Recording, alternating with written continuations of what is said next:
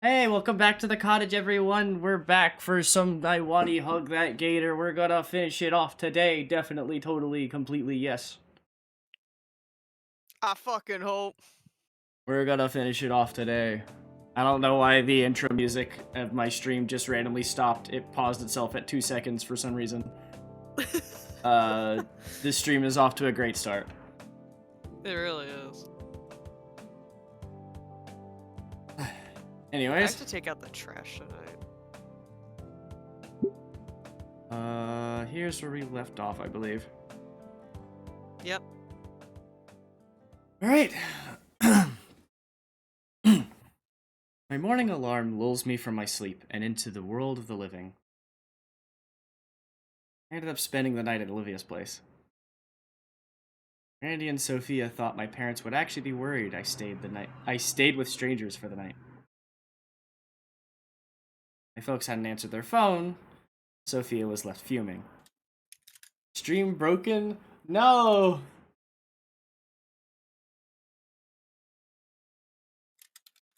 Zyro's stream is broken. Sad. Damn. Randy didn't look as bothered, though, and the two calmed down after I made something up about a business trip. Honestly, I'm probably right, anyway. On the upside, I got to spend the night with Olivia. Last night, we even turned the living room into some kind of blanket and pillow fort. It felt childish to huddle up on the floor with Olivia and watch her play old computer games on the outdated TV, but I had more fun than I'd like to admit. Now that Friday's rolled around, it was time for school. Skew. Olivia's wheelchair out of commission until Randy could get a replacement, meaning she'd have to miss out today. Given the state of both her emotions in the wheelchair, it pained me to have to go without her and leave her all alone. Honestly, I don't want to be alone in my cold, empty house either. Miss Sophia is one hell of a cook. Last night she made a delicious meatloaf. Guess I know who Olivia got her culinary skills from. Where's my face? Where's my face? That's, I don't like, it's Slenderman. Wait, what? Why is the stream only available at source res? It's crazy.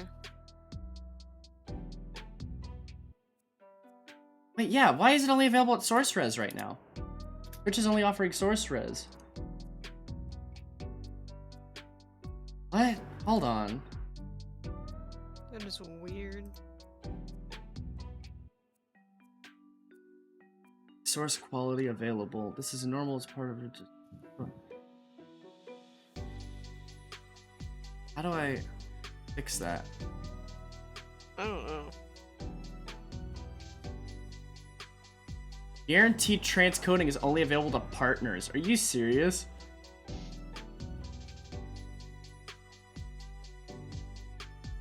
What the fuck?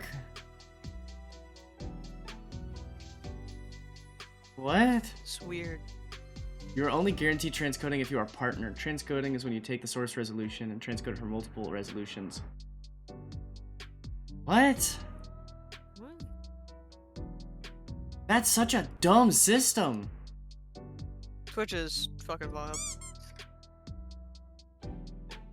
The VOD will always be here. Them. This transcoding issue.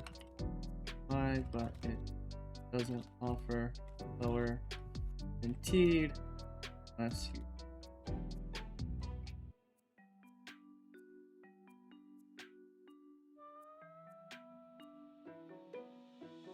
I can't spell guarantees, I'm just all the time.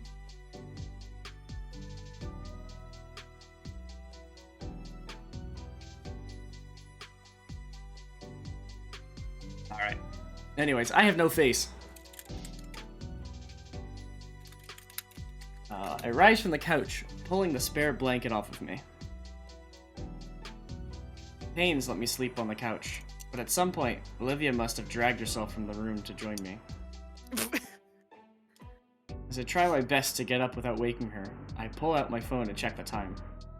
It's about the same time I would normally wake up. Kind of impressed with my own internal clock. You awake, son? You. I jump as I Oh. jump as Randy makes his presence known behind me. His hands idly button up a floral shirt as he motions ahead towards the unconscious Gator lying on the couch. Guessing he has the early shift. She wasn't here when I went to sleep. Don't worry, not accusing you. Damien's already up. The kitchen's got cereal. Don't be late for school. I nod in response, taking a few moments to put on my jacket and glasses before heading to the kitchen. Even if I didn't remember where it was, it wouldn't be hard to find. Damien's busy slurping up honeyed oats like a jet engine. Oh, Inko! You hungry? Before I even reply, the Dilophosaurus jumps out of his chair to makes for the nearby cabinet, procuring another bowl and a spoon for which he slides across the table. Thanks? Most important meal of the day, man. Eat up. It's not. Not me, sometimes skipping breakfast. I never eat breakfast. I I only eat a do it small if I have breakfast. I eat a pretty big lunch and a decent dinner. to. Mild lunch, big dinner. Fair enough. It goes back and forth depending on the day. Like today was a bit of a smaller dinner, and I'll probably just grab some frozen grapes or something later. Ooh, I can make some broccoli. Groups. I could cook some broccoli. Oh. I'll finish up the last bit of my milk later, and then I need to do a deep clean of trash in my fucking room before I leave. Understandable. And it's because my dad said he's gonna clean my room like while I'm gone. I'm just like, fucking don't, please, because I don't want you to toss out any shit that I might want. Yeah. So I'm gonna straight up put a note or just ask him to not clean my room. Understandable. He But knowing gestures. him, he probably will. Sorry. Understandable. He gestures to the half-gallon of milk and box of cereal on the table. I take the seat across from Damien and pour myself a bowl. Normally I'd skip breakfast on account of getting an upset stomach during PE. Then again, that could be my PTSD with the burritos talking. Spoon in hand, I get a scoop of cereal and begin eating. You know, as far as cereals go, it's a little bland. I had to guess, they probably avoid any of the colorful, sugar-filled cereals to prevent Vinny from bouncing off the walls. More than he usually does, at least. I continue enjoying my bowl of cereal, with less ferocious haste than Damien. It's not long before we're both done. Damien stands up without any intent on cleaning himself up afterwards. Liz should be getting here any minute now, so we can wait outside. Sounds good.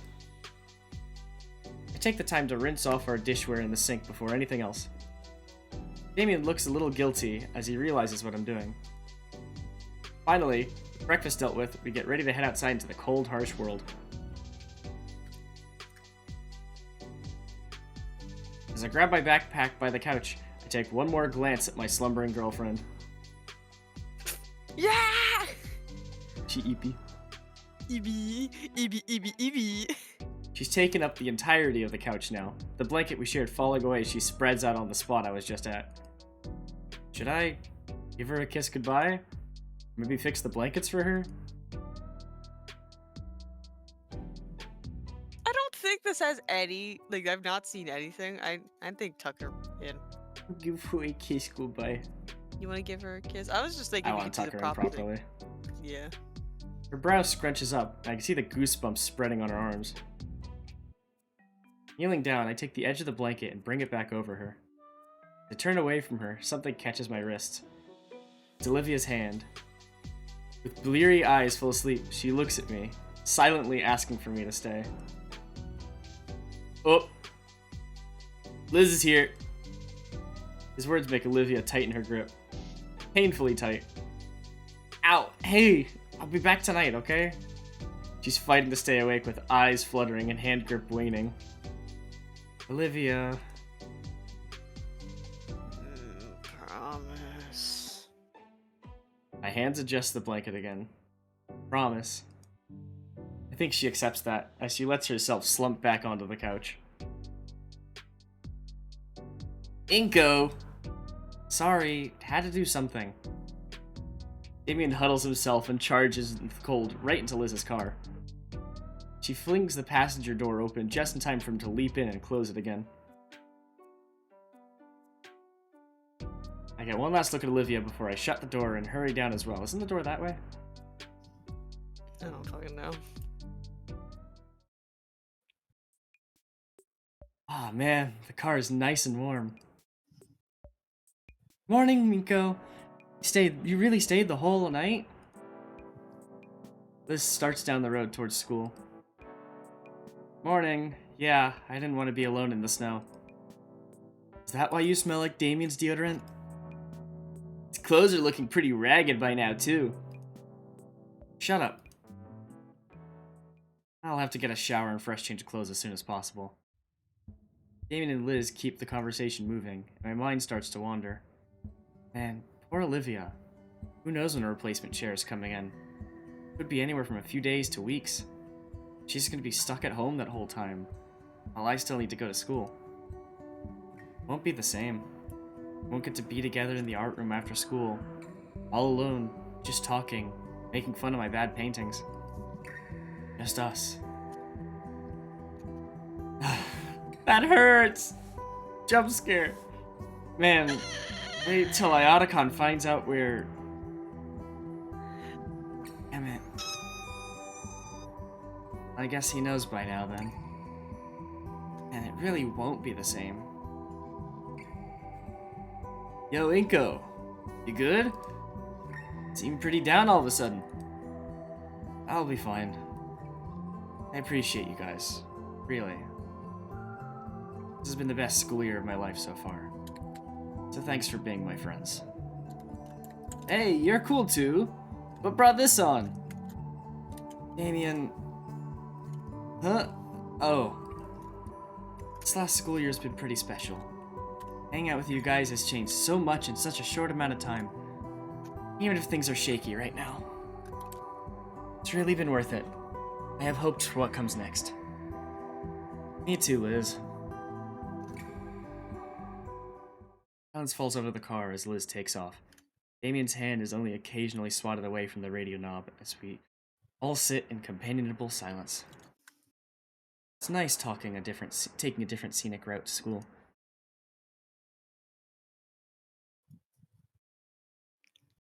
So snowy. Snow. Go to the snow. I like snow. At school, the atmosphere is undeniably different.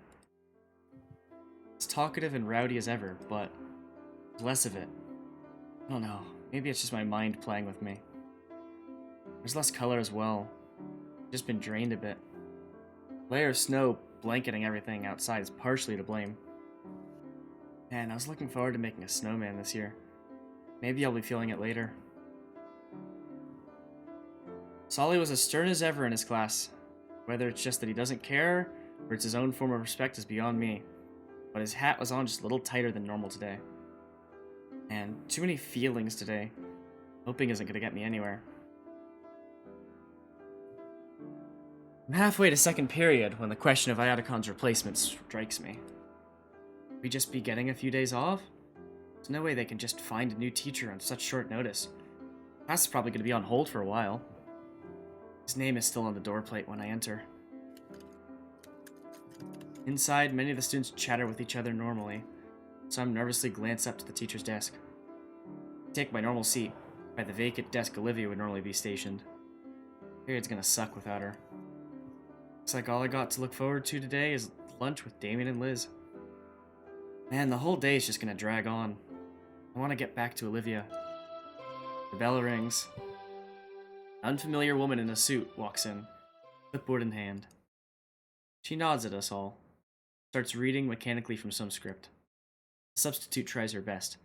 There's only so much you can get done on your first day, on such short notice, with just some papers to read out. Her tone doesn't help. Drawn out and empty. I feel myself losing focus. I look down at my half-taken notes. Shoot, Olivia would probably kill me if she need. Ugh.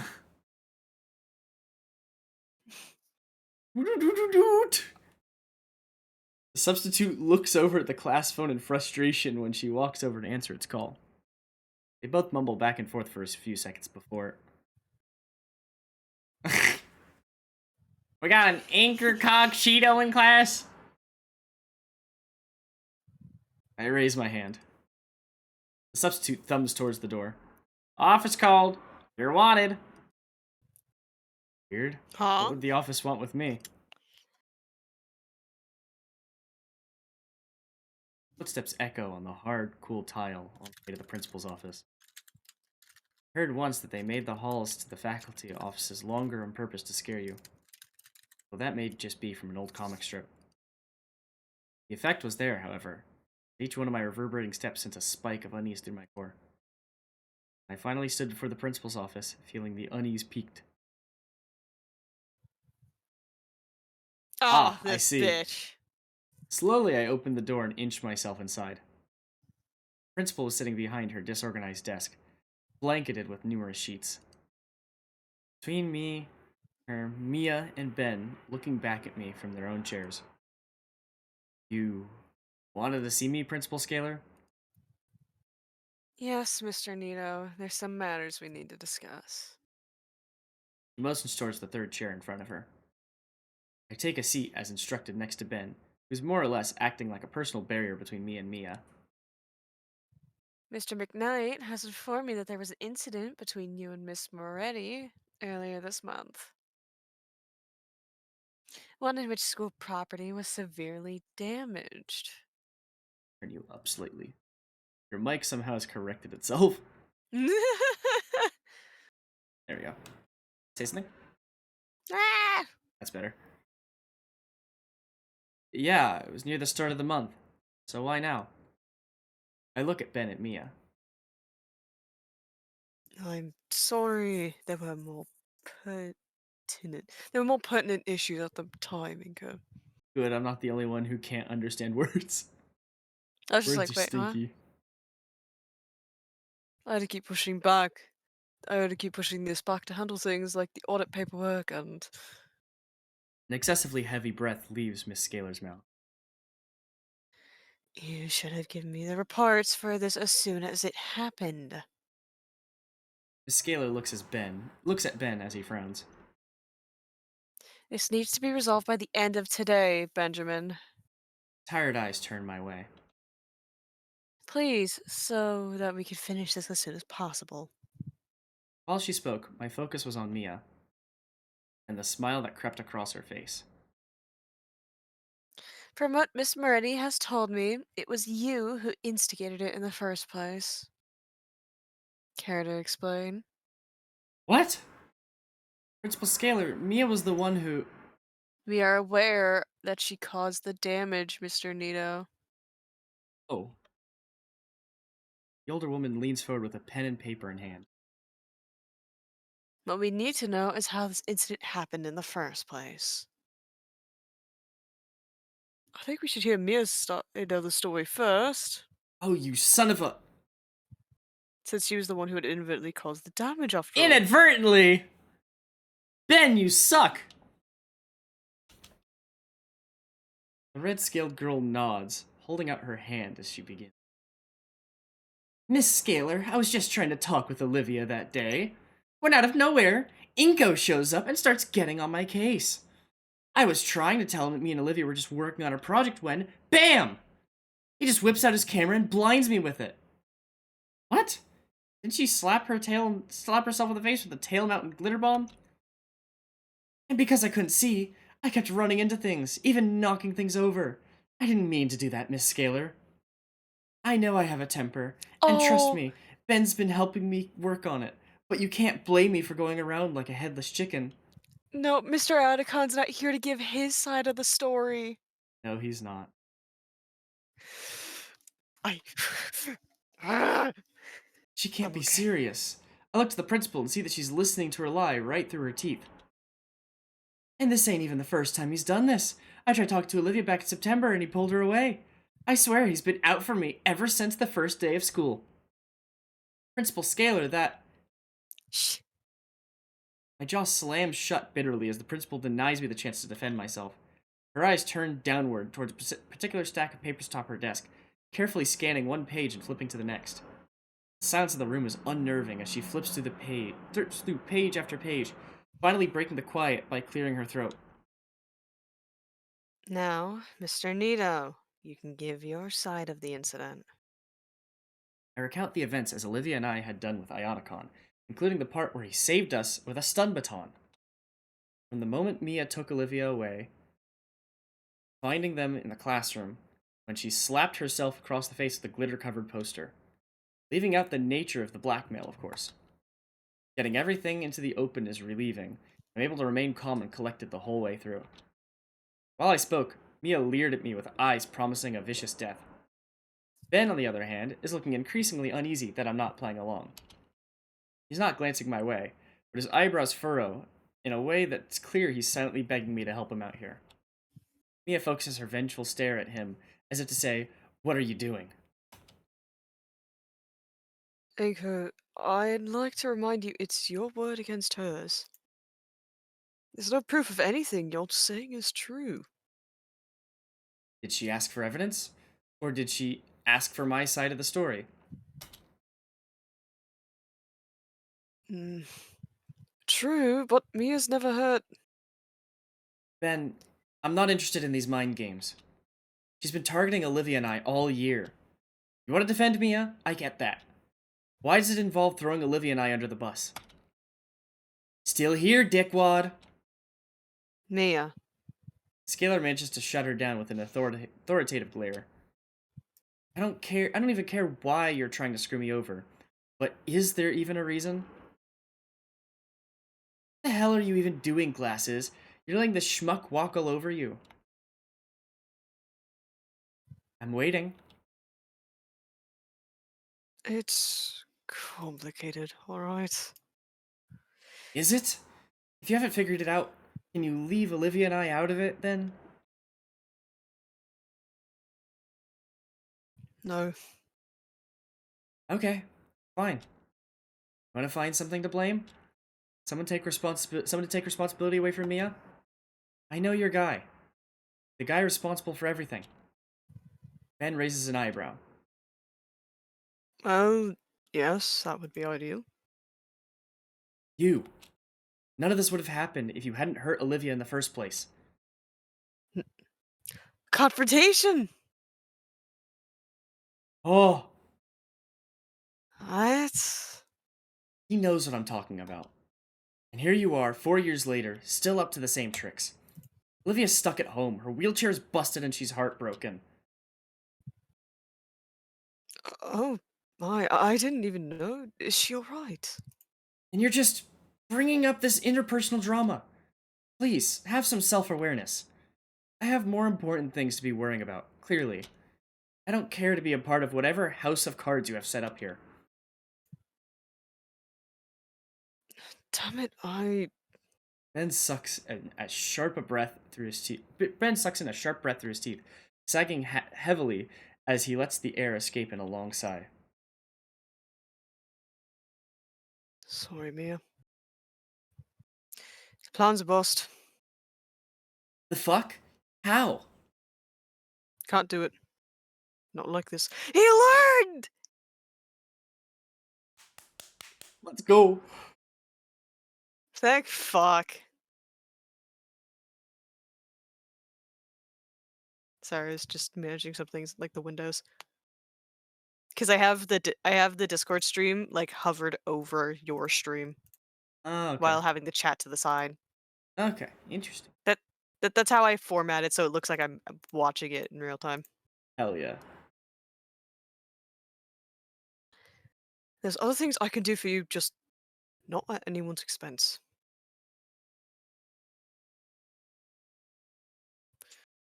The plan. Mr. McKnight, you mean to tell me Mr. Nito's right? Yo, String Bean. You know the stakes here. She has lots more than me to lose. All I gotta do is just tell Teach here what Olivia did. Shit, she wouldn't. She would. Just one thing after another. You know, we're talking about the damaged property. I'm telling you, it's at the bottom of all of this. I'm not taking the hit. I'm innocent. If I've got a squeal to prove it, oh well. No! Scalar throws her hands up in frustration. She's resigned to just being along for the ride. reaching for her lunch bag. Me too!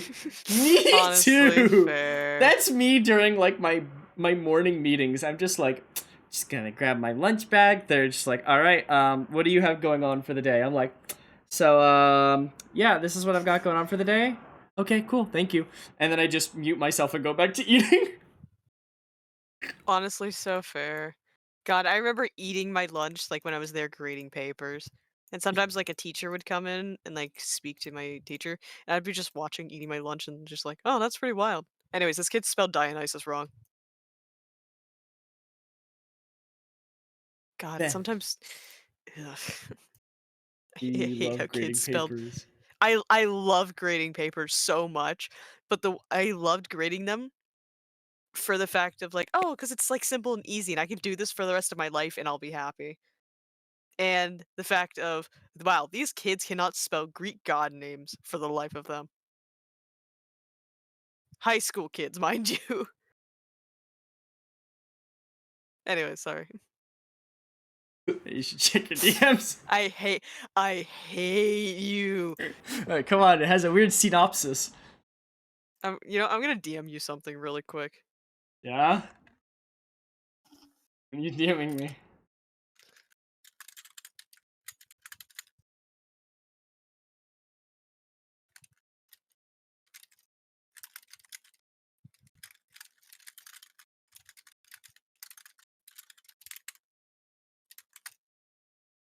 Yeah?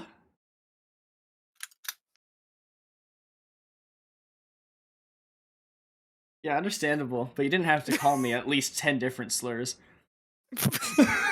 Ah, fuck you. Ben, I have to. I said no. There's other ways. Not good enough. This needs to come out. Mia, you do that and I dig out some of the skeletons in your closet. Ben covers his mouth. The fuck do you say to me? Just saying, honesty's best policy in this moment. Let's Yes! go! Yes! Yes! You heard me. Mia stares Ben down like she's about to slash his guts open. He's trembling, but he doesn't relent. Oh, you'll regret that. You'll fucking regret that, McKnight. I ain't doing this shit. Have fun trying to bang Inko's girl or whatever. She turns around and stomps out of the room, completely ignoring all three of us. Let's fucking go. Well fucking done. Well fucking done. Another bout of silence overtakes the room. Scalar, Ben, and I look between each other. No, that was eventful. Between Ionicon's report. Oh! Yeah, he He did get the actually report in. did it! Yeah, because that was like a month ago. My man! He's protecting us! I miss him! I do too. Man, fucking deserved better. Between Ionicon's report, Inko's account, and whatever that was, I think I have enough to work with. But we didn't finish. Come on, Benjamin. Don't you have some soul searching to do? Damn! Okay! She knows what's up. He stares at her, bewildered. Seriously, Ben. Please try to figure this out. Go back to class, the both of you. He still doesn't move. I opt to take the first step towards the door, glancing and motioning for him to do the same. Eventually, he follows me out of the office. God. Fuck. Once we're out, I think to thank Ben. But why? He's the one that accused me and dragged me in there to begin with. He just fixed his own mess. Ben runs his hands through his hair. Oh, shit. Oh, I'm in trouble. Alright? I don't know. Look, I'm sorry about all that. Everything's just gotten so complex, I feel like I'm losing it. I'm always juggling so many things, and so many people have so different rules. I can't let it start to get to me.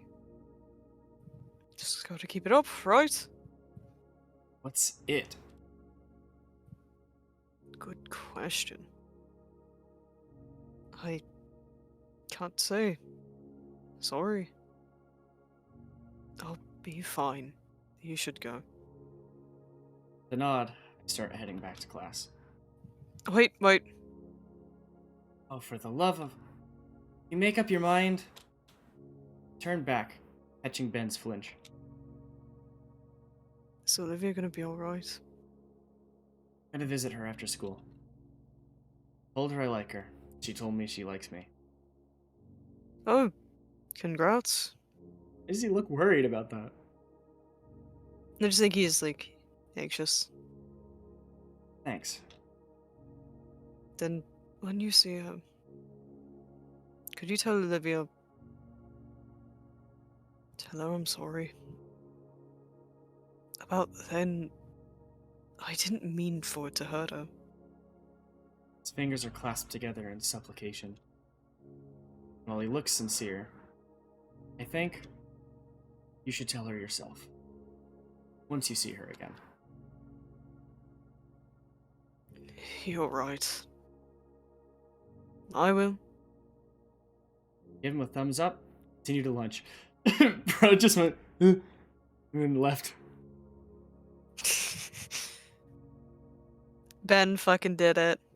Give me. I feel like if we didn't resolve his story before and It didn't know would've what just- happened in the past, because we mentioned the past. If we didn't Yeah. know about it, I feel like it would have just all come crashing down on us. Yeah. Ouch. By now, it's about lunchtime. I think I can hang with Damien and Liz. Definitely needed after all this. After school, took the metro back home, shower, put on some new clothes. Turns out, my parents really were on a business trip for the weekend, as indicated by a sticky note on the fridge. Oof.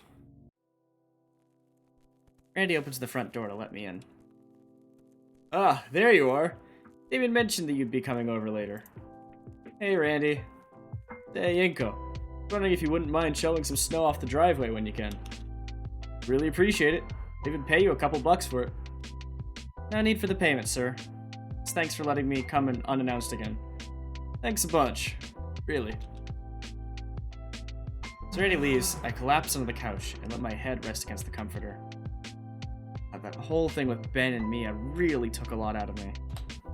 The weight of my heavy thoughts dragged my head sideways so I could see Olivia's bedroom door.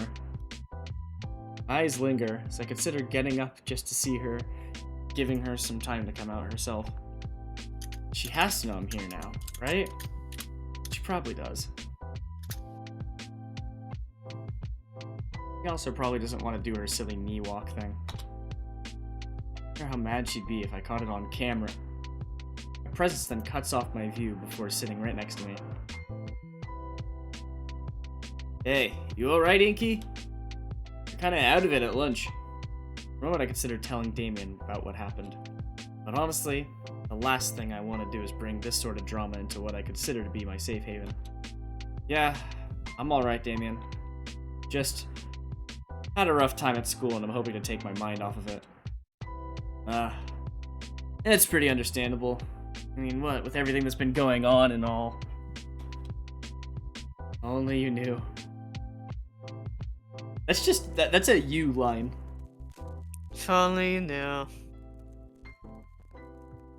In an attempt to comfort me, Damien pats my shoulder. Thanks, pal.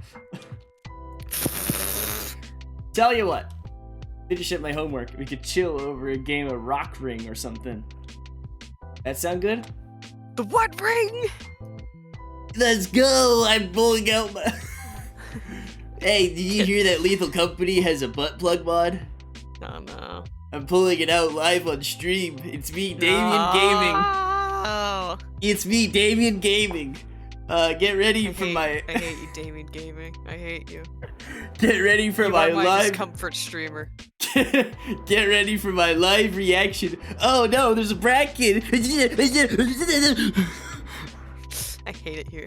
Anyways, thanks for watching. Please like and subscribe to the Titan Strider YouTube channel. I feel bad for James for once. Stay. I don't know. Stay something. Stay horny. Nah.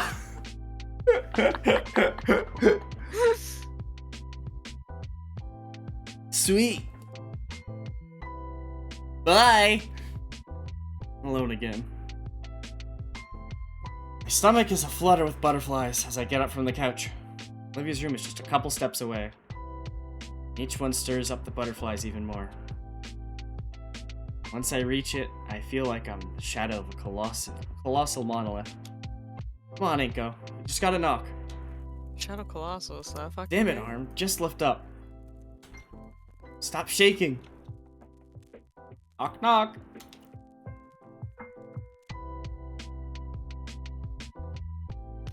I'm awake, Uncle Randy. It's me, Olivia.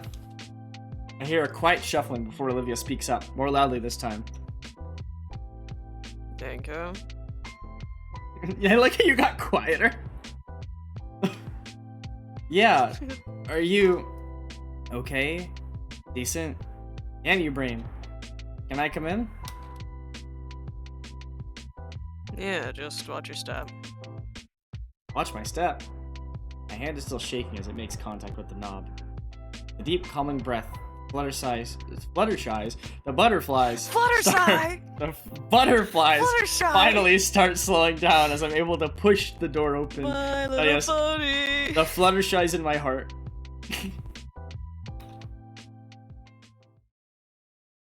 And I see blackness. Sayori. Where Olivia? are you? The room is extremely dark. The only source of light is coming from the entryway. I have to take off my sunglasses in an attempt to see through the darkness better.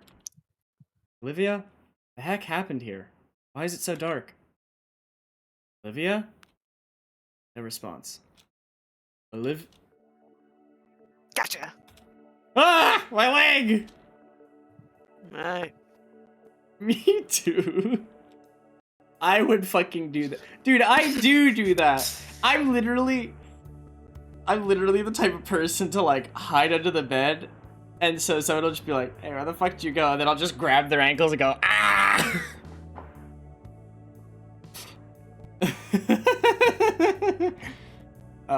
I'm also the person who will just like try and make themselves hidden in the room, and then try and slowly peek out to see if they notice that I'm there. I'm a fucking gremlin, okay? I know you are. Listen, if I'm able to fit under the bed, I'm going to go under there and trying to spook someone. Her clawed fingers grip onto my ankle tightly. It takes all my coordination to stay standing. Olivia, what are you doing, Lego? Lego! What are the lights doing out? How is it so dark? Reasons. I'm turning them on. Ah, boy. I flip the switch.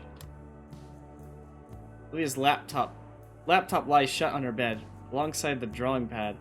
Someone's been sketching by the light of a digital screen. Looks normal enough. How is it dark that... Olivia? Yes. Why is your window painted over with black paint? The light coming in offended my black heart, and my window became a canvas into the new darkness of my life. Yeah, it's dumb, I know. Yeah, are you alright?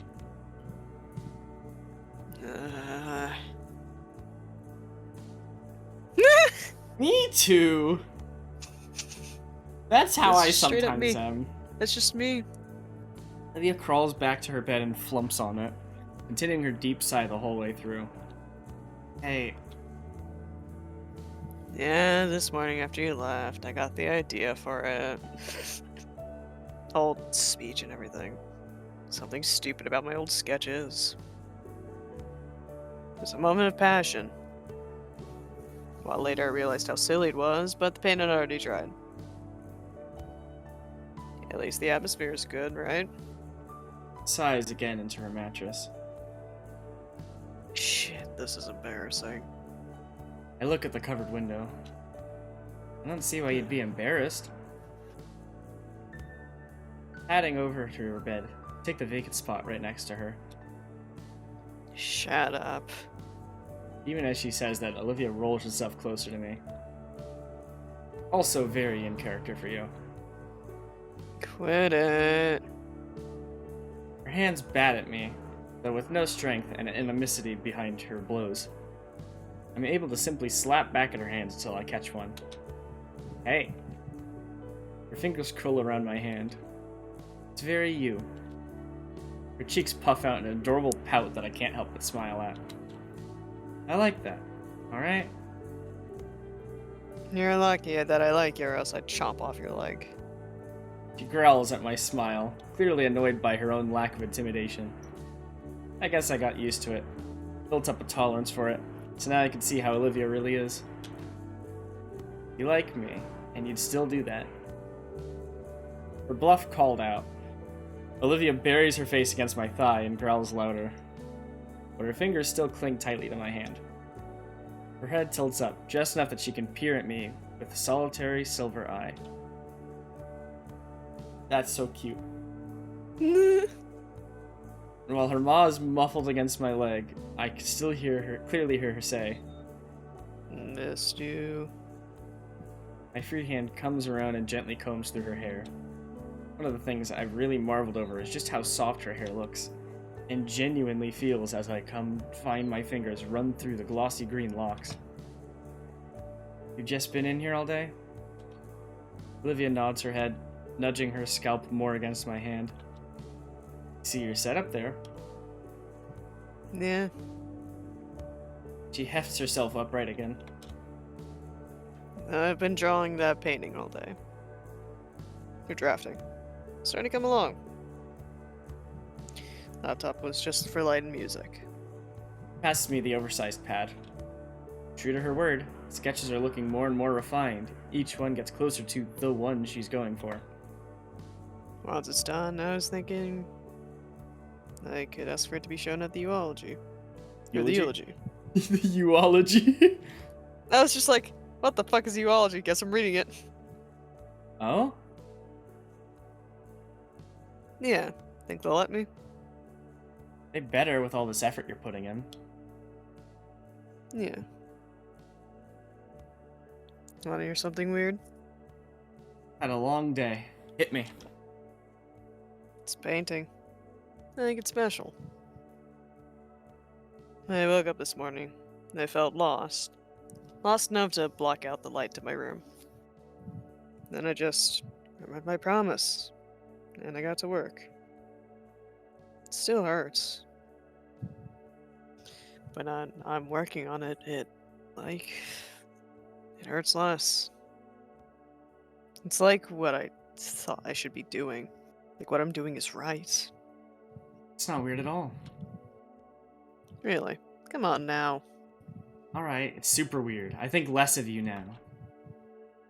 Heh. But really. She bites her lower lip, thinking about something. It is missing something. She gestures to the page I'm on, the most recent sketch. I don't see anything wrong with it. It's vague. There's no detail. At the fountain, they tried. They really did. But I can only remember so much, and they go, Hey. Absolutely. It's like the best dang pictures you'll ever see. thank you.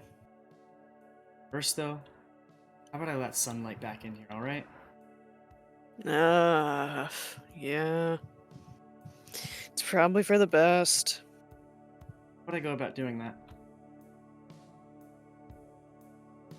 Moved the washcloth across the window pane, but slowly but surely scrubbing away the dried up paint in chunks.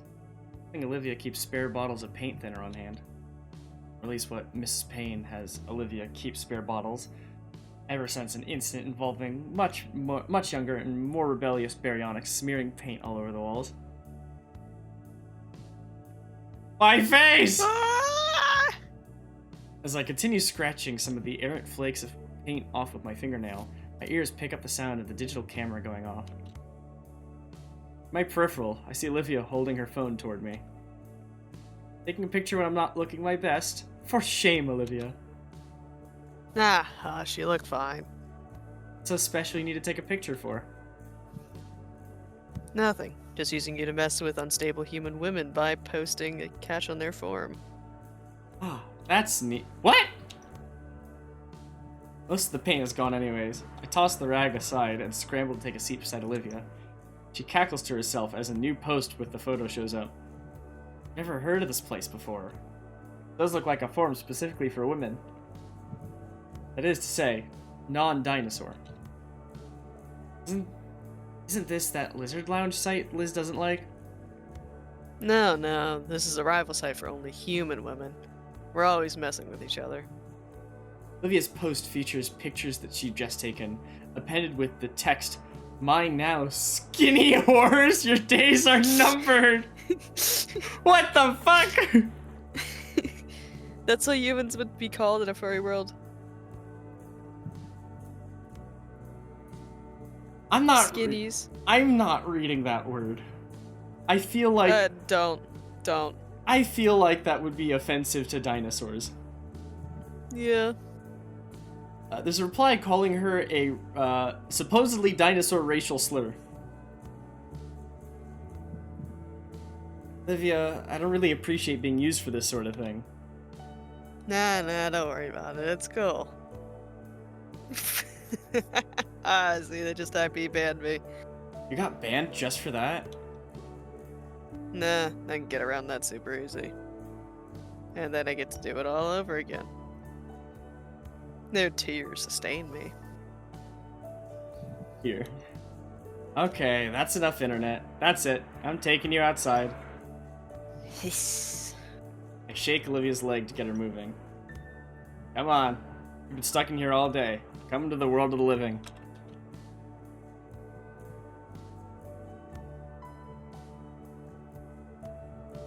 There she goes. Though I insisted to Olivia that I don't mind carrying her, she opted to shamble her way towards the couch on her own. When she reaches the couch, she pulls herself right into the cushion long ways. She sprawls out and exhales. Well, we're out here. Now what? You dragged me out here. You tell me. I didn't think that far ahead. You're insufferable. If there's some of Damien Vinny's games by the TV. Some of the classic co-op games, if there's one you want to try out. Sure. I don't really play games much. Yeah, it'll be fun. Sort of like repayment. You carry me to the couch, I carry you to victory. R. Stand before Damien's chosen collection of entertainment. There's definitely some plain DVDs mixed in here. I pick one of the more worn out looking cases and show it over my shoulder to Olivia.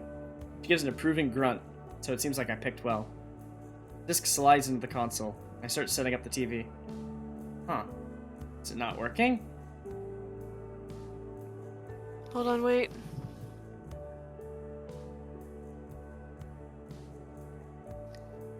That's a raccoon! My god, baby. Don't Reminds feed me, him, I he'll still just gotta come take out back. the trash. I know. Gonna smack the left side. Vinny left some magnetic toy near the screen once. Smack! TV comes to life. Its flickering display displaying the console menu. Awesome. I remember I left a magnet once next to my TV. Actually, I used a magnet on a TV. It was all warped and wobbly. It was really funny. My TV just gave me a really wobbly picture. When I was a kid, my mom told me never put magnets next to, like, anything that was technological. Of course, I only knew that it was bad, but I didn't know know the gravity of it. So, one day, my mom's laptop was out, and I had magnetic toys, and I'm just like, "Hmm." I left one on top of it. A day later, she came to me, and was, like, talking offhandedly about something, and then she mentioned that her laptop wasn't working. I'm like, "Oh." And I never said shit. You're the only one who's ever heard this story. Now the internet knows. We're gonna Now expose the you. internet knows. Yeah, well, my mom doesn't fucking know I'm on the internet like this. She doesn't know who I am on the internet, so fuck it. Yeah, fair enough. What you call it? I remember when I was a kid, I borrowed my mom's laptop when we were in a hotel room. I went to play some, like, Flash games on it. I was a little, baby rage kid. I got mad, and I tried to smack my leg, but accidentally smacked the laptop. Needless to say, the hard drive disconnected itself and the PC never worked. Uh, Whenever I got mad at games, I just fucking hit myself. well, that's what I was trying to do, but I forgot the laptop was on my legs. So I accidentally hit the laptop. No, I just smacked my knee. Again, I was trying to smack, like, my thigh or something, but the laptop was on my thigh. So I was stupid. I think... Oh my god. I remember one time, I have a couple of stories regarding laptops, as a kid. Wait, no, the hard drive disconnecting was my old laptop. This was a different one. This one didn't have the hard drive disconnect. What happened was, I think, I also was getting annoyed at a game as a kid. Again, really little kid. Like, you have to remember, like, maybe 10 at the time. Maybe 9, you know? Yeah. Really little kid. Probably shouldn't have been playing Flash games in the first place. What should I call it? I got annoyed, and I kind of, like, flicked the screen because I was annoyed. I don't know why I flicked the screen. Kind of like a half, like, flick, kind of like a little, like, you kind of just, you know when you, like, shake your hand? That kind of, like, Yeah. that kind of motion. Apparently I did it too hard. The screen busted, and it was stuck on whatever it last saw in the game, and it was all, like, it was all fucked up, and so I just closed the laptop and said nothing. I went to bed. I woke up in the morning to my mom staring at me like, "Motherfucker, you broke my laptop." And I was like, "No." And I just went. I tried to go back to sleep. She's like, "You know you were the last person to use it, right?" I was like, "No." I was a dumb kid. I'm a dumb adult now.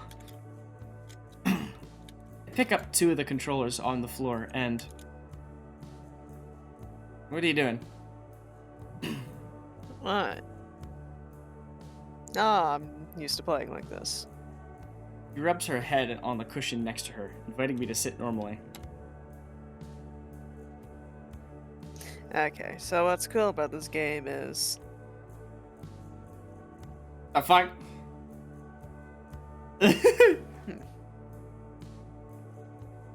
Interesting. Oh, like he's sitting on top of the couch, like the upper part.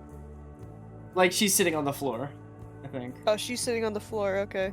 Then yeah, he's sitting Hold like on. that. Wait. Rubs her head on the cushion next to her. Maybe time passed. We'll see. Hey. What's cool about this is the co-op campaign has its own story. You just play through that because there's no way I'm letting you near the online scene yet. With a few quick button prompts, the game starts.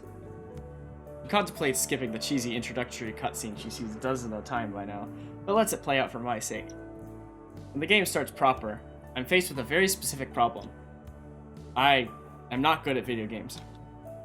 I'm good at watching them, and listening to other people dissect them, but I do not play them. Okay, just follow my lead. Shoot anything that looks like it's moving. Right. How... Livy's already getting ahead in the game. Try to follow, but now my screen is pointed at the floor. Huh? Did I do something wrong? Maybe the other stick. And now I'm moving, but still looking at the floor. Hey, start shooting already. Okay, I try one of the trigger things on the back of the controller. Some arm manifests on the side of my screen and throws something to the floor I'm looking at. Then there's a splash of bright orange and I died? I look down to Olivia. She's looking at me with the utmost horror. What?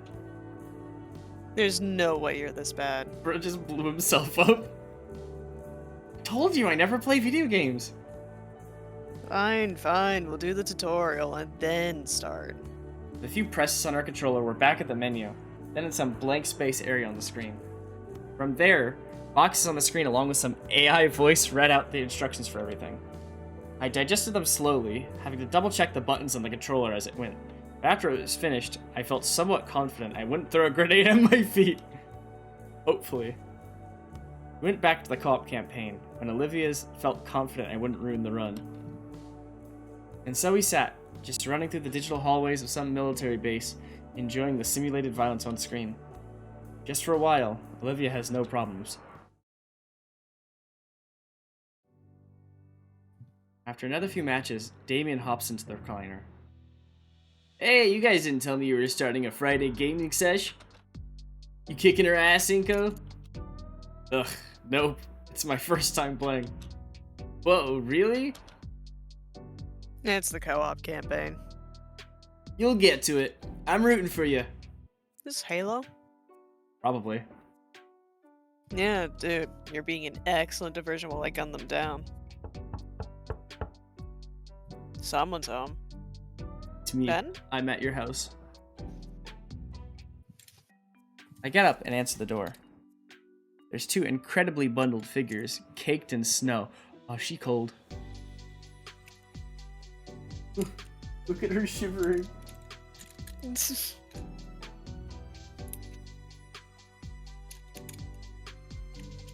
Nah, great. Mormons.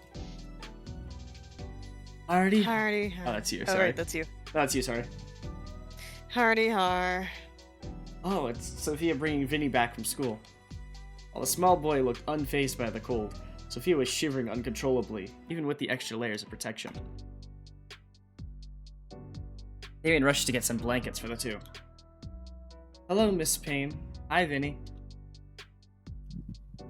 Ingo, what a surprise. Hiya, Inky. Hey, Fortnite kid. When Sophia sees Olivia, she puts on the biggest smile. And Olivia, so good to see you spending out time out of your room. Thanks, Auntie. Oh, you guys started a game night? Inko, you beat her senseless yet? What's with you guys and wanting me to beat her so bad? It's funny. Nah, he hasn't. He's getting the hang of it, though. So you never know, yeah? Hear that, Liv? He's coming for you. Yeah, sure, when he ties both my arms behind my back. Actually, no, I'd still win. Oh, you know the rules. You gotta put up or shut up. That was weird. Yeah, I was about to say, was that you or me? That was weird. Yeah. She won. It leaves a certain sting I don't think will ever heal. The uniform, yet thoroughly disappointed grimaces on Damien and Vinny's faces tell me they won't let it heal either. There's a knock at the door. Vinny jumps up to get it. Hi, Dad. Figure stumbles in through the blizzard and removes his heavy jacket. Jeez, this weather. Hey, all. Inko, didn't expect you to still be here. Good evening, Randy. Randy tosses down a bag of salt that's on his shoulder to the living room floor with a loud thud. Playing games together, I see. Hope that means you got all your homework all squared away. Yeah, it's taken care of. Vinny threw his in the garbage disposal, though. I didn't. See, he's denying it. Ha! Hey, War Club, huh? War Thunder, then? Maybe. So, Nope, he hasn't. It's embarrassing. First time then? Even if it weren't, he's just bad. Fine. You guys want to try? No way. This is something else. I'm watching this to the end. Vinny nods in respectable agreement. Well, I'd join you kids, but it's my turn to figure out dinner tonight. Need something warm after everyone's been out in that frigid cold all day. Your mother's nearly frozen solid. Something warm does sound good right about now. Oh, I just remembered. Hold on. I think I got something. Aha! Hold out the coupon I was compensated with from the art contest. 2 large 2-topping pizzas for 13 bucks. I'm unsure if Damien or Vinny's face lights up more at the mention of pizza, but Randy outshines both by the insane price drop. Me too! I would too, holy shit. 2 large pizzas with toppings. For 13 bucks. That's a Domino's deal. I've ever heard one. I love Domino's. I've got a Not 40%, sponsored. I've got a 40% off coupon for them if you want it. I can give it to you after it's... If you don't want it, I'll fucking take it. No, it works like infinitely. Holy shit. Yeah, hold on. I'll find it after. Make a note, because I will forget. I'll remember. Alright. If you don't, then the coupon deletes itself forever. Even Olivia's heartbeat slightly intensifies. Holy moly. That real? Pass it over to him. I've been saving it for a while. Seems like a pretty good time. Alright, let's make it a pizza party then. Why did like a High School Musical come on? It's like the start of school and just like, wow, turns out I'm just my first day at school at an entirely new land with dinosaurs. It's crazy. No, you wanna know I what it sure is? hope I make friends. No, Sorry, you wanna know what it is? Deku. Yeah. Hold on, it's just like... Wait. Yeah, welcome back to Ned's Declassified School Survival that. Guide. I think today we're gonna be able to Get me out survive of the school today. teens. Get me out! I hate Zoe 101! Hey Randy, you think we're gonna be able to survive school today? Not hate today. Ha ha ha ha! That's so Randy. Hey guys, you got the snap text on your pair phones? Yeah, dude. Like, didn't you hear? Like, didn't you hear? Amanthra got arrested for for I don't know, some kid-related crimes. Whoa, totally radical, bro. Like, they couldn't even imagine it. Come on, you're saying you don't like my teen drama? No. Understandable. And he takes a moment to dial the number and make the order. I go check in on Olivia. Looks just as ecstatic as the Payne brothers. It's just pizza. We need to hyperventilate. I so need this right now. Still be about half an hour. What's your favorite? Yeah. It's literally just you! It's me! Why is it literally just you? It's me! It's literally just you. Really? Context, I eat anchovies raw. And on pizza, it's my favorite. Oh my god, I'm so happy. Yeah, they don't even sell them much on these days, though. I want to get pizza now. Man, something to keep in mind. Randy finishes his call and gives celebratory fist pump. You're a lifesaver, Inko. I was planning on getting together some sashimi or something. Sophia said she finally wanted to try my specialty. Phew. We got 2 large meat lovers coming in. This place is pretty fancy. They got some stuff you'd like, Olivia. So I asked for an extra pie, piled high with as much as they could put on it. Literally you. Olivia's face beams with joy, the end of her tail wagging like an excited puppy's. Take the distraction to sniper from across the map. Did it fucking... That's funny. Hit marker noise. It's fire. He got you. Randy shoos Damien off his spot in the recliner. He joins us on the couch. Oh, look at them! That's cute. We play a few more games, and I keep losing. But every time I would get close, she would come in clutch and completely annihilate me. Somehow, betting pools got started, Olivia getting a few bucks from the rest as if I can't beat her even once. Pains encourage me as I get closer to actually scoring against Olivia. If anything, I want to get at least that tonight. At some point, in all the excitement, a feeling occurs to me. Being in the comfort of a warm, inviting home, surrounded by such caring people, having fun with my friends. It's like having a real family. Doesn't cover while she reloads. You see it. Hey, that's cheating. Nope, just insider information. He's gonna get you. I like the bootleg Wii remotes down there, by the way. Yeah. The woo remotes. Nope. If that's how it's gonna be, I got at least one trick up my sleeve. I think you're just scared. Hey! My arm! My fucking arm! I like how before it's just like, she fucking wrapped her tail around my leg for this. My fucking Hold arm! yourself closer. Oh! What is happening with the black bar? I don't know. I don't know how any of you are keeping up with all of this.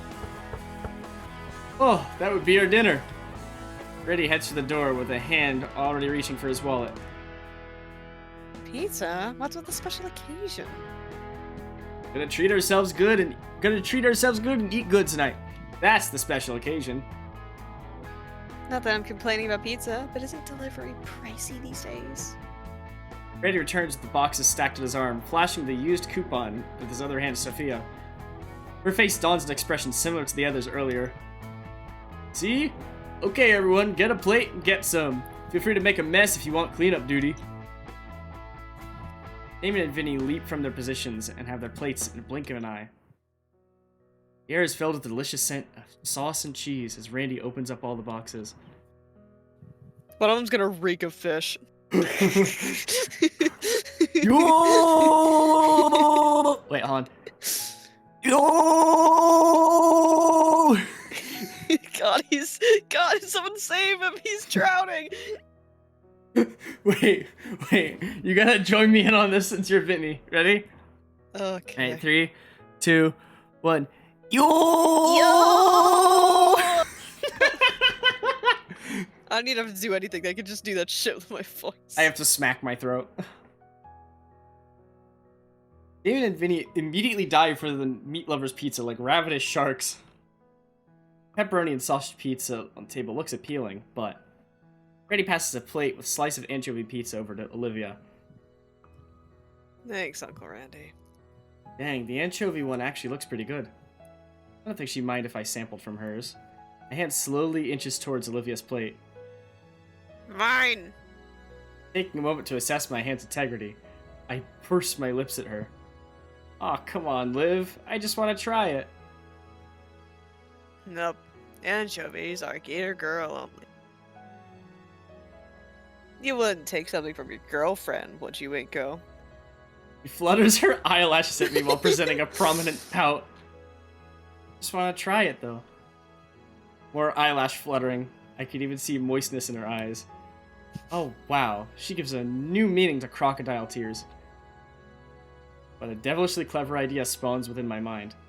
After all, she wants to play the girlfriend card. How about a trade or something? Pout fades away in her confusion. Trade for a bite. Her confusion morphs into curiosity. Maybe. What are you offering? Smile, I lean in closer to Olivia. And closer. And closer still. Olivia's face is aflame with her blush, growing hotter and hotter by the second. I feel a puff of hot air from her nose flow against my chin. Her eyes are closed wide as saucers now. This.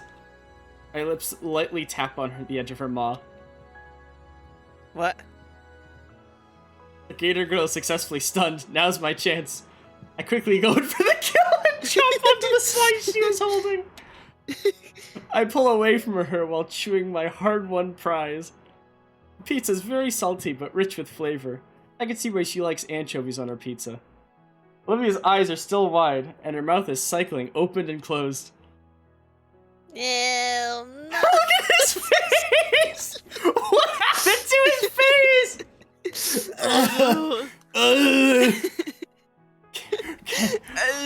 Hold on. No! It's a scalar for a second. I know, the game sometimes does that. Hey, Nim, I need a favor from you. Yeah. Can you turn this into an emote? Yes, I can. Give me a second. Call it whatever you want.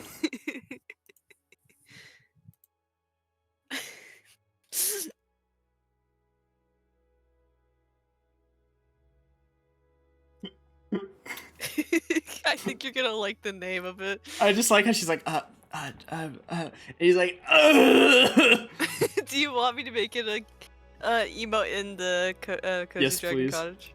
Okay, you also do you want it for both, if you can. okay, both. I can do both.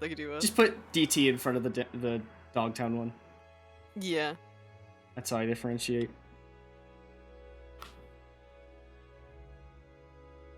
But look at his fucking face. I can't. God, his face Okay, is so it's fucked in up. there. It's in Downtown Dogtown. I'm gonna add it to Cozy next. I'm so curious what the name is.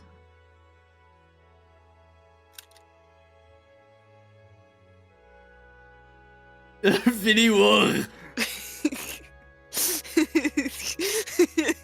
Whoa. This is like the best emote ever. Right next to nothing impressed. You really love nothing impressed. His face is like nothing impressed. Here, wait, hold on.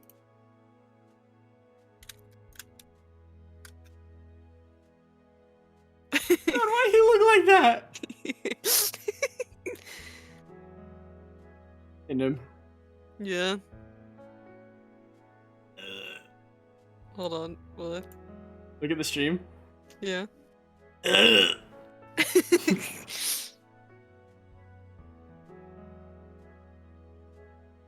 You ready?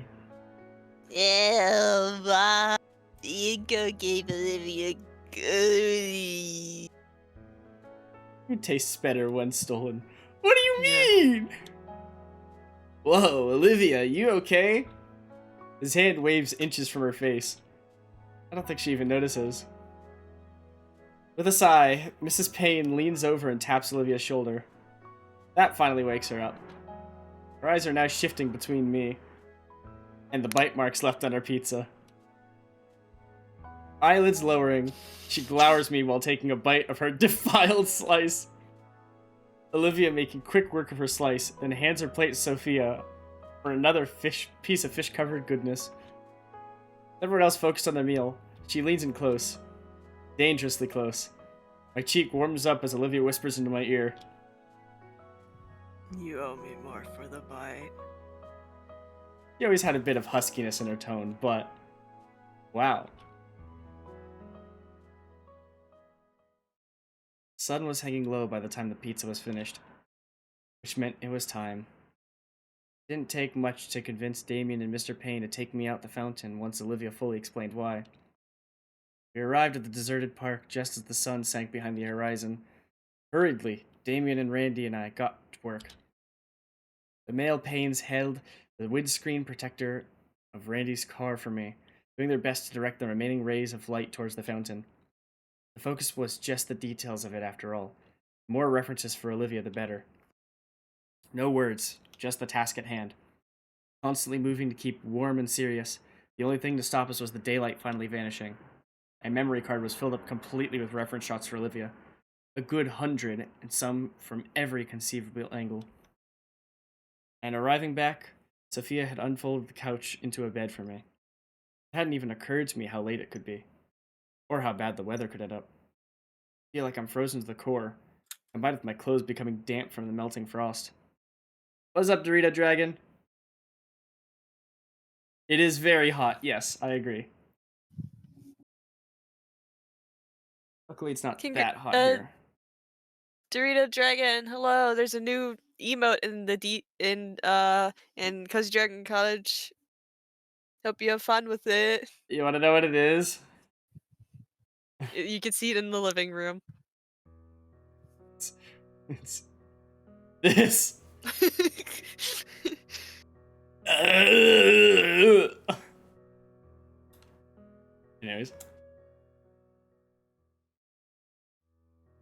Instead, Olivia dragged me onto the lumpy mattress of the couch bed, sitting right beside me so I could go through the photos with her.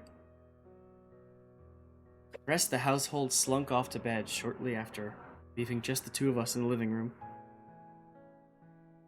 My face! Just huddled together, looking through my camera. We're the only ones still up. While I wasn't cold anymore, Olivia insisted on keeping me warm by laying across my lap as if she were a very gator-shaped blanket. Again, this is just you. Yeah.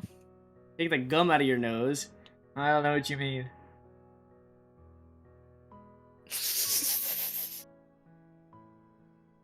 Hey. She contorts herself around until she can look into my eyes. Yeah? About earlier. You still love me. Come on, seriously? It was just a bite. It wasn't just a bite. Her face is on fire, but her eyes remain locked on mine. That didn't count. Her... what? The hem. Peck on the nose. That doesn't count. Olivia, I don't understand. That was our first kiss. First kiss... oh! I didn't even consider that it was our first kiss. Suddenly my face begins to heat up rapidly. It just came to me, and it felt so natural to do it. Well, alright, She crosses her arms. Olivia might have looked intimidated if she weren't also splayed across my lap in the way while she did it. So you want an actual... With interest. A fair trade. Even as I look down at her with incredulity, Olivia maintains serious face and posture. Locked in a staring contest with her, I feel my lack of shades has weakened my defense. I cave in. Alright, I owe you a real kiss. What else? I want to go on a date. An actual romantic date.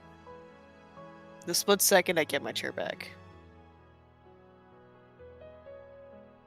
Alright. Good night, Dorito. Night, Dorita.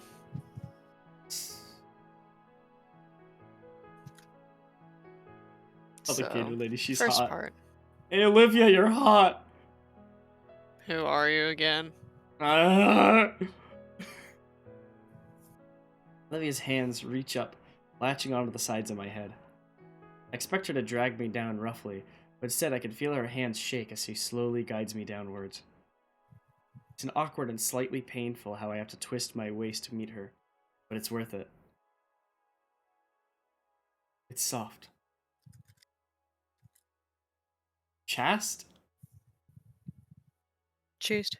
Chaste. Skin and scale pressing lightly together. The hot air of our breath intermingles.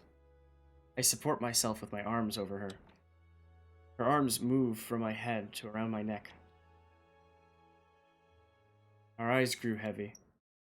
I don't know who faded first, but Olivia clung to me as we drifted to sleep just like that. I stir from my sleep as the morning sunlight begins to peek through the glass back door. It's quiet. The only sign of life is the light breathing of the gator holding me close. She's wrapped her arms around mine, gently nibbling on my shoulder in her sleep. He's warm. I started drifting back to sleep, lulled in by Olivia's soft breathing. My thoughts adrift between sleep and awake. They're puzzle pieces that slowly come together in a single, unified phrase that wholly captures what I'm feeling. I love her. I feel a horrible disturbance approaching. Inky, live, wake up. Cursed beast plants both of its feet on my chest, shaking me by the collar. Olivia responds by swatting him clean off me with her tail.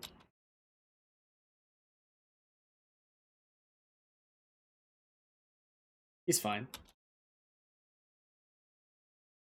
Olivia sets herself up, wiping the sleep from her eyes. Morning, Inka. Saturday morning. Check of my phone says it's 7:30. 4 hours too early. That's where I wake up. I don't wake up at that point. Jesus fucking Christ. That's when I wake up. I ain't a morning person. I am, though I'm I know usually you tired in fucking the are. morning.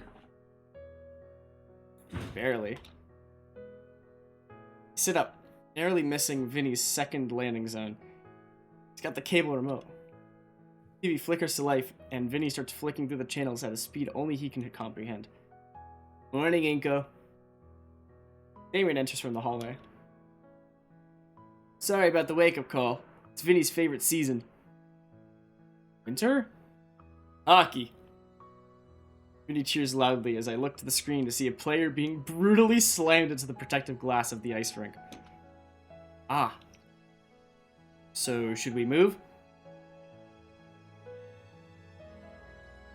I think we're at like 15 through 19 now. Sorry, I was just double checking something. Ah. Too comfy. Yeah. I'm hungry. Gotta make breakfast. What do you want? A big plate of eggs and bacon. I think I'd burn the kitchen down first.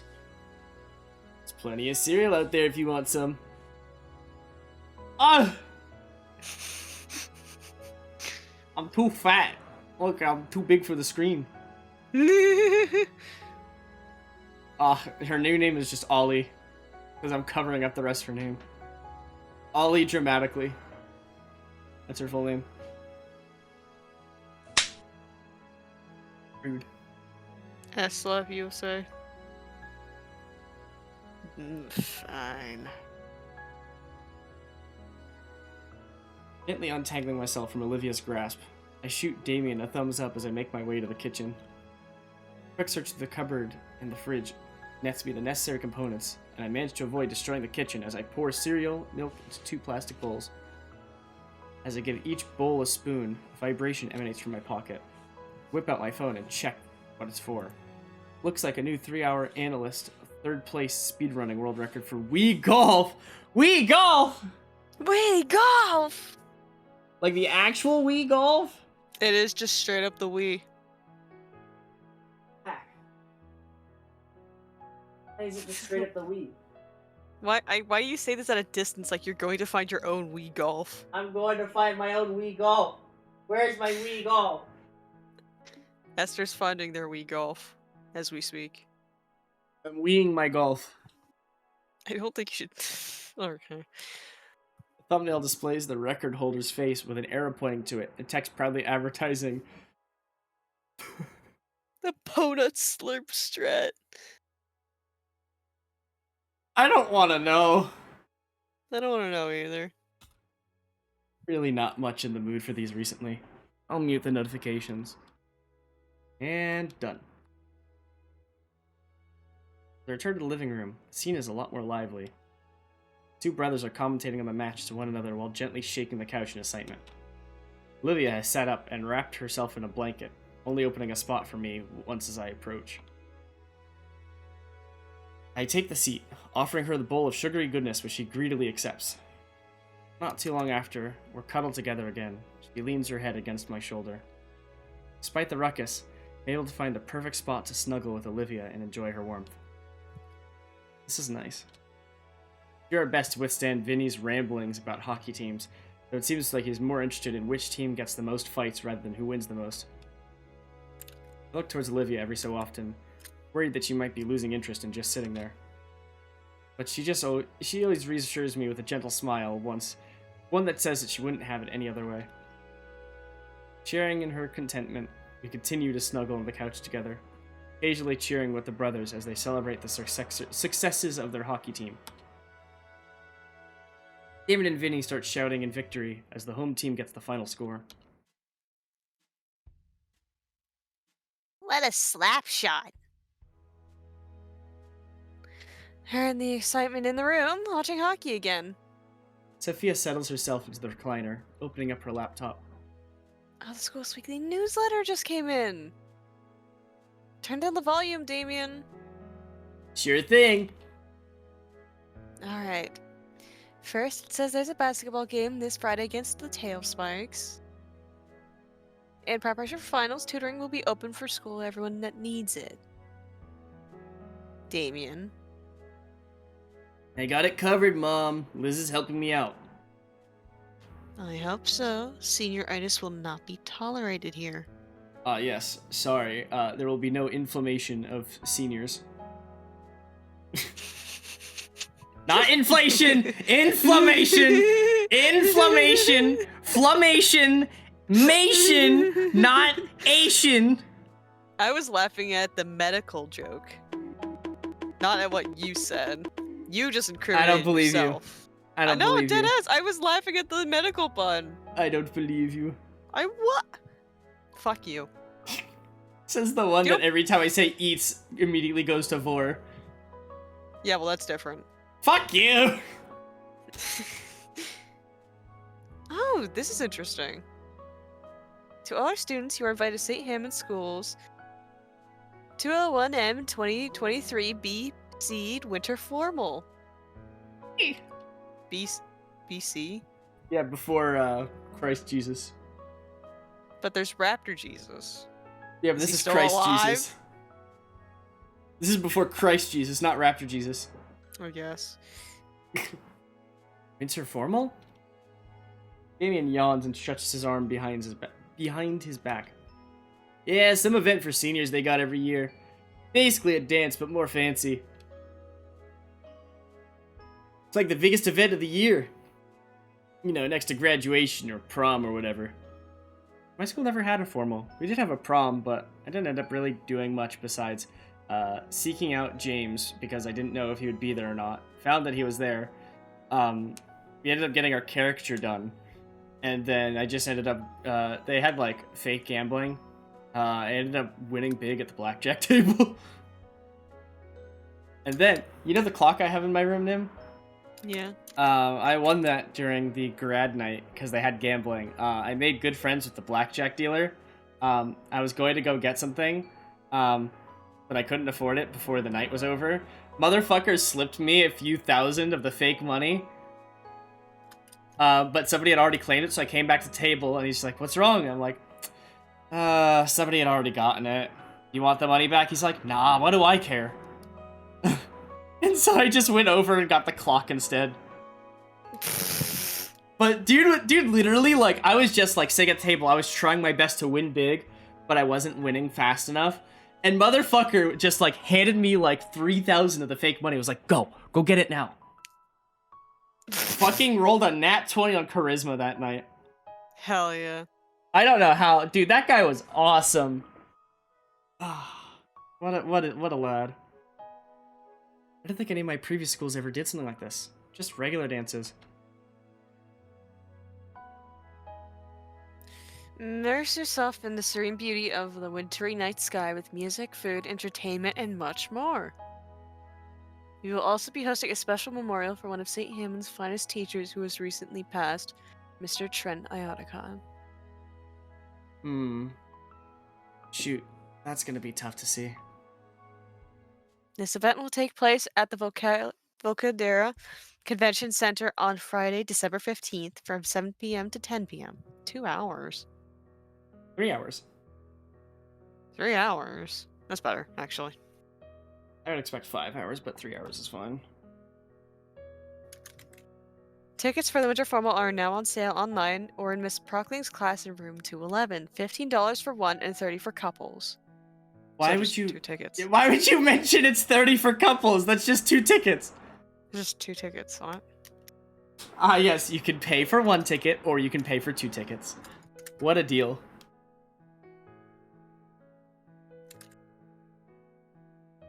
Please read our event dress code to know what will and will not be allowed for the formal.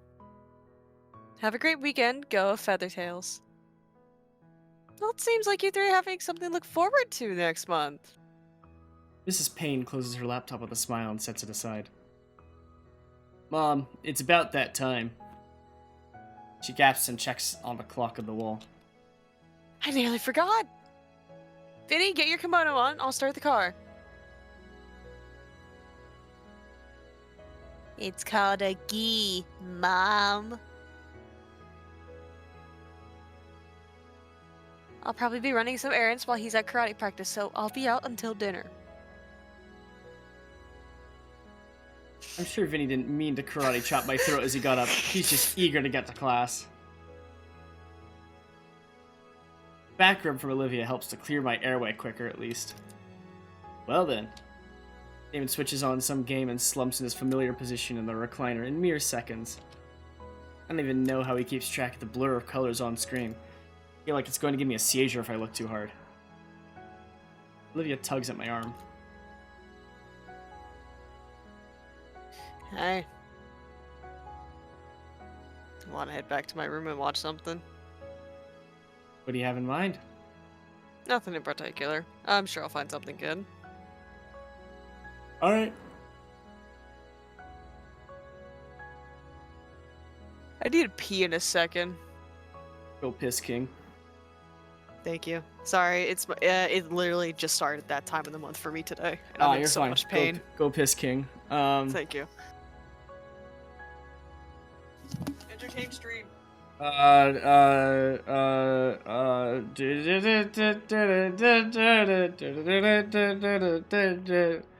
Does anybody here like sugar snap peas?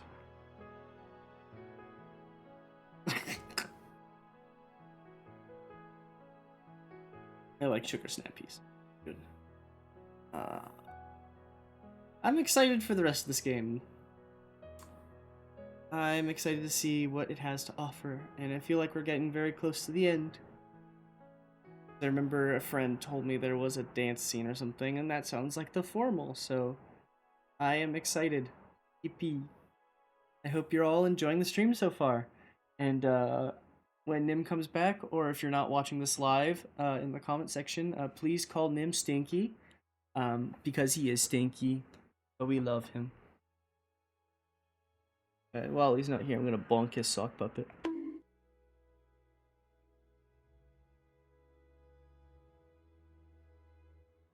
Whatchamacallit? Randomized Esther has so many submissions right now. I'm still, well, I've already set them all up, but I'm glad that there's more than there were before. There's a new one that I'm excited to have, but I'll have to wait until somebody randomizes Esther again.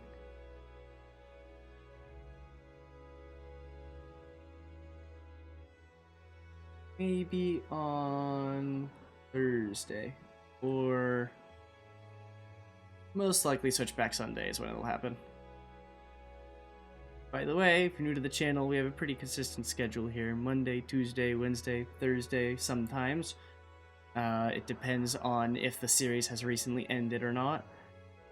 And Sunday, which is Switchback Sunday. Right now we're playing Metroid Prime. But after that, we've got a good few games listed down here that I want to try and go through. If you have any suggestions, feel free to drop it in the chat comments or in the Discord itself.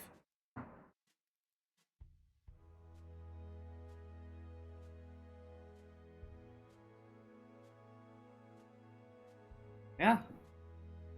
And we're just waiting for Nim to get back. Built a bookshelf yesterday. It's pretty fun. Not back. really. I hate putting in tiny screws. What are you talking about? I was talking about how I built a bookshelf yesterday. Oh, how was it? It was fun until I had to put in all the tiny screws, and then my wrist started hurting. Oof. Anyways, I remember popped my what I thigh. said. Remember what I said to put in the comment section / Discord or wherever you're say it to Nim because he's cool. What? Don't worry about it. Anyways, I follow Olivia's proud march into her room. Okay. The scent of paint is still a bit strong. But when is it not in here? It's impressive how she manages to actually hop from kneeling onto the floor to kneeling on her bed. Her tail pats the open spot next to her as an invitation. But not for me, as Guts seems to scurry out from wherever he was hiding to curl up right against Olivia's thigh. I sit on Guts. I take the spot There's opposite a of rat in him. my ass. It's a Lemmywinks episode from South Park all over again. God. So I take the spot opposite of him, settling in right next to Olivia as she opens up her laptop. On the screen, I see a plethora of folders with incomprehensible names, with multiple brackets alternating between kanji and English. Olivia's cursor flies between each folder, her eyes scrunched in concentration as she tries to find the perfect show. She finally makes her choice, though what it is I don't know. The name is all Japanese written in English. There's like 6 different things in brackets denoting the language, aspect ratio, and more obscure details.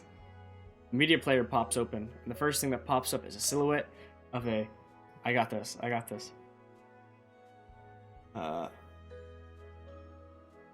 Pachysaurus. Yeah? Yep. Pachysaurus. In old Japanese attire. And then the pop music started, in English. First, it was apprehensive with her pick, but it's a really good show. I'm fully enraptured by the Paki samurai story, along with his budding romance with the young human girl who maintains her family's dojo. Did the stream pause on Twitch? No, Whack, it's stuck loading for me. it ain't for me. Weird. We fully settle in, Olivia splaying out across her bed and giving me just enough space to sit with my back against the wall beside her. Yeah, it keeps on stuttering for me. Not for me. Whack. Twitch is being stinky.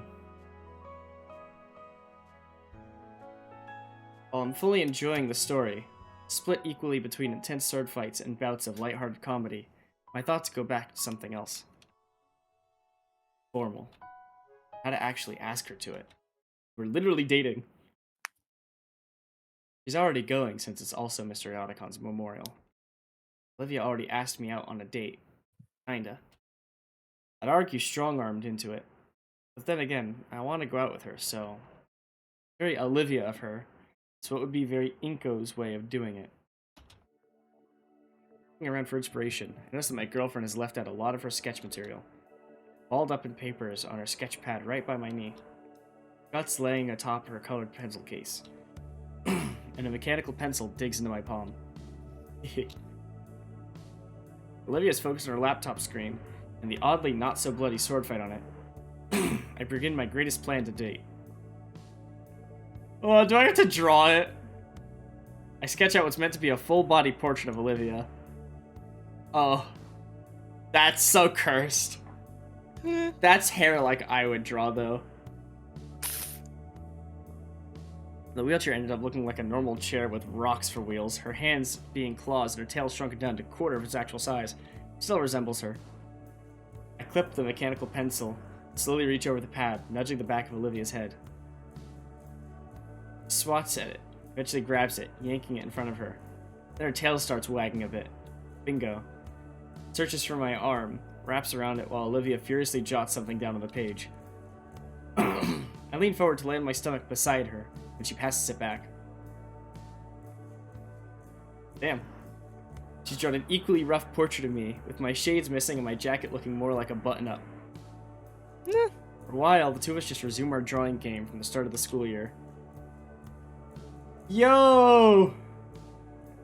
Those are so good. Racism! Inca racism! Is that Jax from fucking... Look at the bottom middle. I don't know. Also, why is Keanu Reeves over at the right? Wait, look at the one right above Inco's bold ass head. Ah! She got the gun pointed at my head. Ah! I need that one, but drawn of me. Let need me that commission Zyra right now. Don't have to. Wait, look at the really long neck in the top. It's Liz. Sherple, what is this? Look at the chonker, fat chonker's guts with that's cheese. What the fuck is she eating?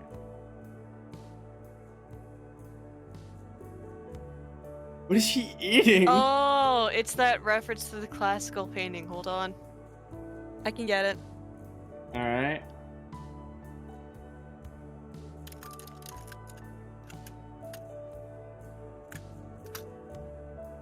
Yep, Saturn devouring his son. Found it.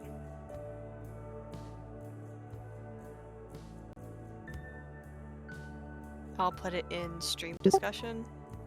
This is a classical painting.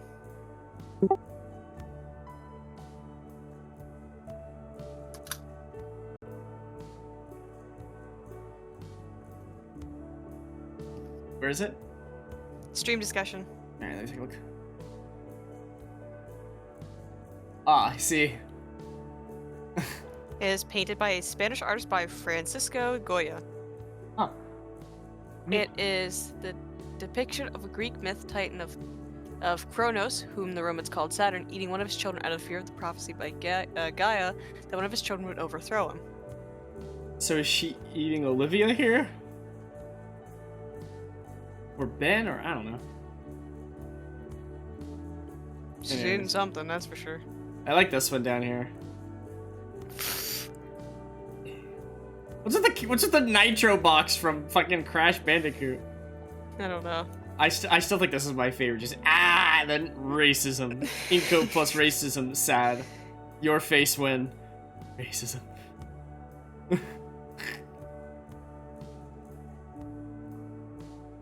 Course of the Samurai Show's run, we decorate numerous sheets of our sketch pad with nonsensical doodles. Alright. Oh, I it's like time. the glasses at the top left. Yeah!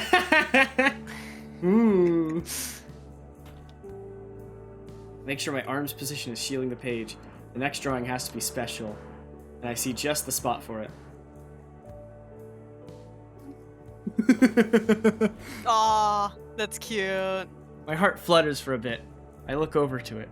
Could it be a little better? No, it's perfect.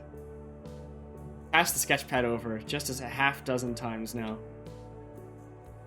Olivia stares at the little doodle on the page. I hear her breath picking up. Pulls the pad aside, well out of my vision. I feel the bed wobble as she furiously scribbles something down. Sure is taking a while. On screen, the Bado whatever has just finished an epic duel, winning with an intelligent use of his technique and his sword sheath, all without killing anyone. The pad is plopped in front of me. Oh! Look at how 3 cute seconds. that is! Look at her tail! Oh, The duality of man. that's so cute! A poor artist and their artist partner. That's so cute. That's very cute. This just reminded me, I should probably bring a sketch pad when I go and visit Hannah and Zach. Hannah, yes, do this game with them. Yes, I agree. I just noticed, that's fucking, what's his name? Liz's uncle or whatever. Oh.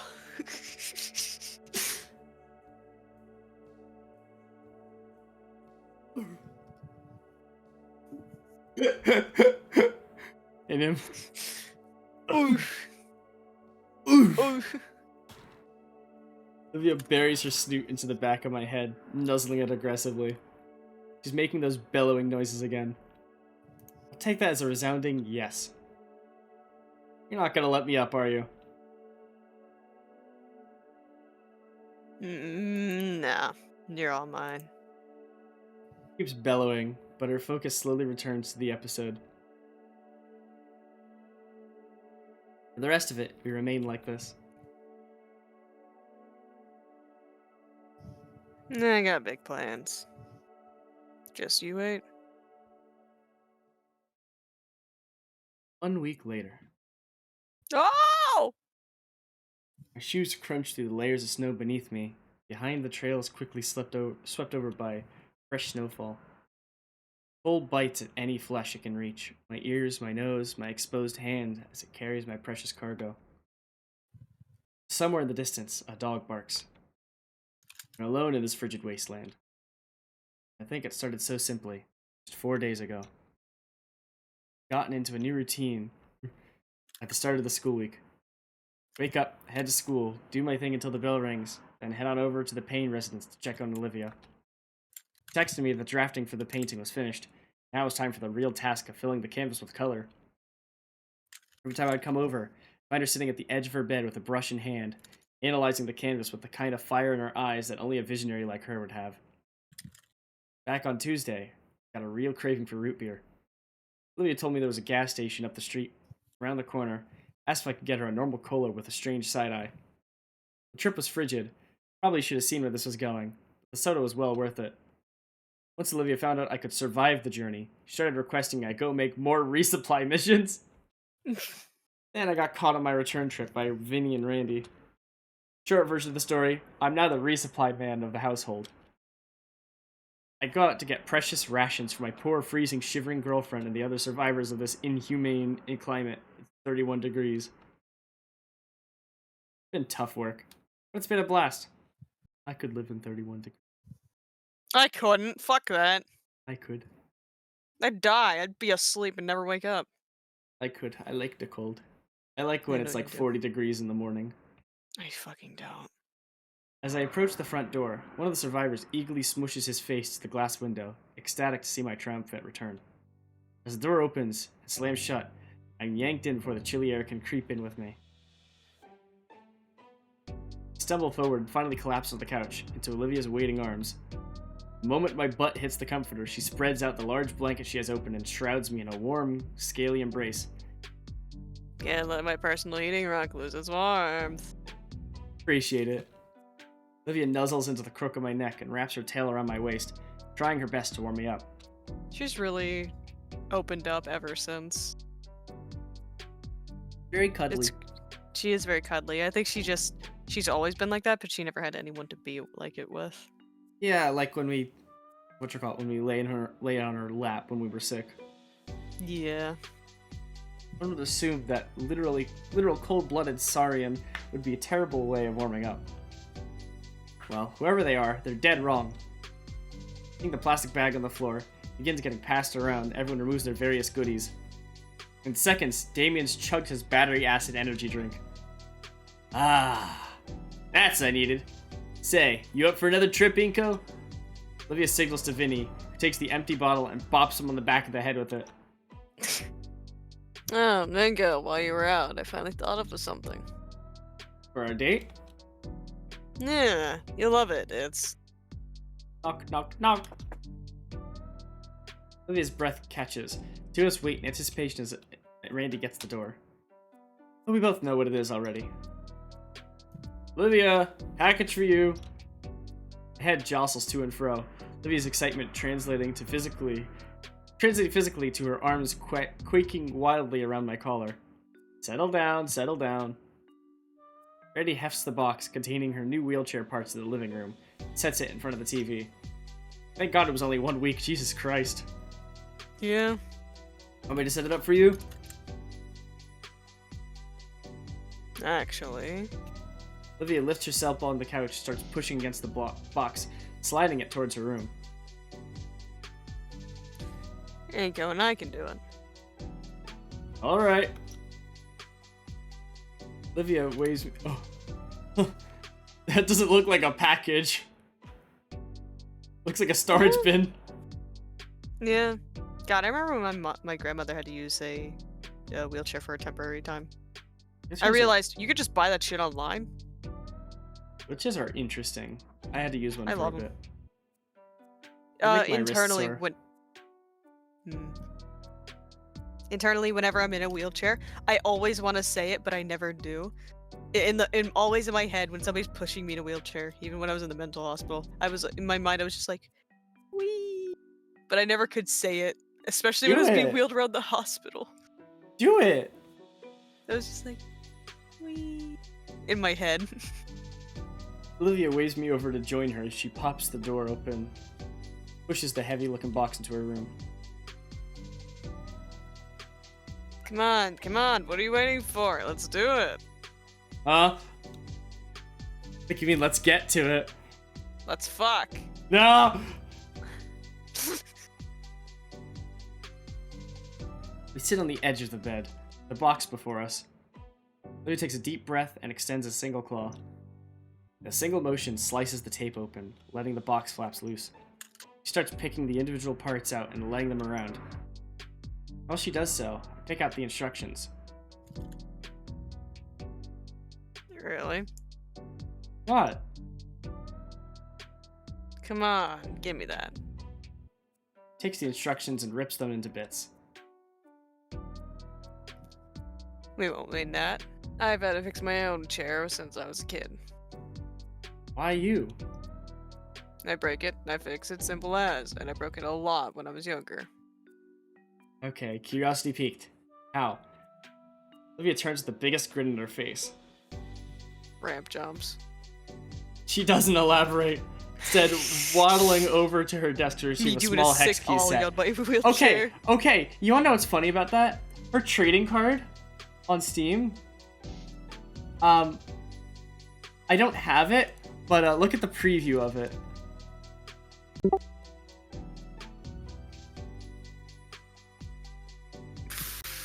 I think that's Yeah, her doing a makes ramp sense. jump. I think so too.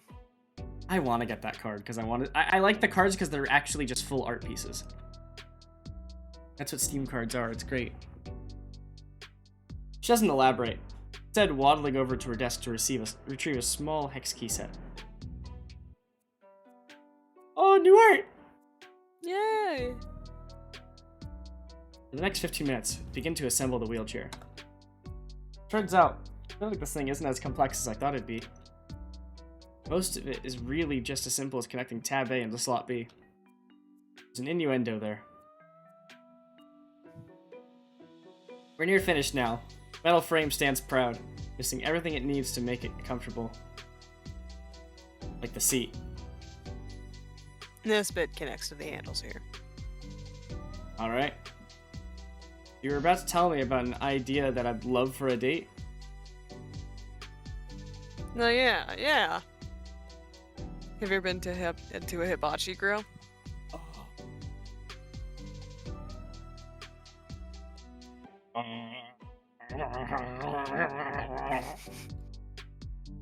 Name, have you had hibachi before? No.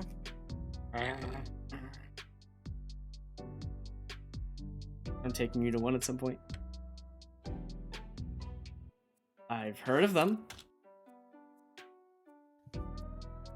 They're great. You gotta try it. And they sit you down at a table, right? And in the middle of the table is a big flat grill. Then the chef... Hand me that piece right there. Thanks. Then the chef comes in with this cart full of stuff that you've ordered. Once the grill gets hot, they start cooking the food right in front of you. And they bring a whole new meaning to the playing with your food. Sounds pretty sweet, right? By the way, that goes the other direction. So the whole point of it is it's like you're paying for both the food and the show. Okay. So it's a little bit pricey, but not like $1,000 pricey, maybe like 30 plus per per person, you know? Yeah. But like it's honestly pretty cool to at least do once. I remember the last time I visited a friend, he wanted to do that. So we ended up going, and have you ever heard of the onion volcano? Yes. That's what this is. And the one where like they have the egg on like the spatula and they like toss it. That's this. Whatchamacallit? I don't know why people get so fucking excited for the onion volcano. It's kind of funny. Of course, anytime you go to Hibachi Grill, there's one thing that you have to remember. It is always somebody's birthday. Doesn't matter if it's actually your birthday or not. It is always somebody's birthday. You know what I mean? Yeah. Whenever you go out to a fancy place to eat, it is always somebody's birthday. When I took Hannah, Chris, Jimbo, not Jimbo stayed back. Hannah, Chris, and Martin to a cool sushi place. I remember we were like, all right, now whose birthday is it before we go in?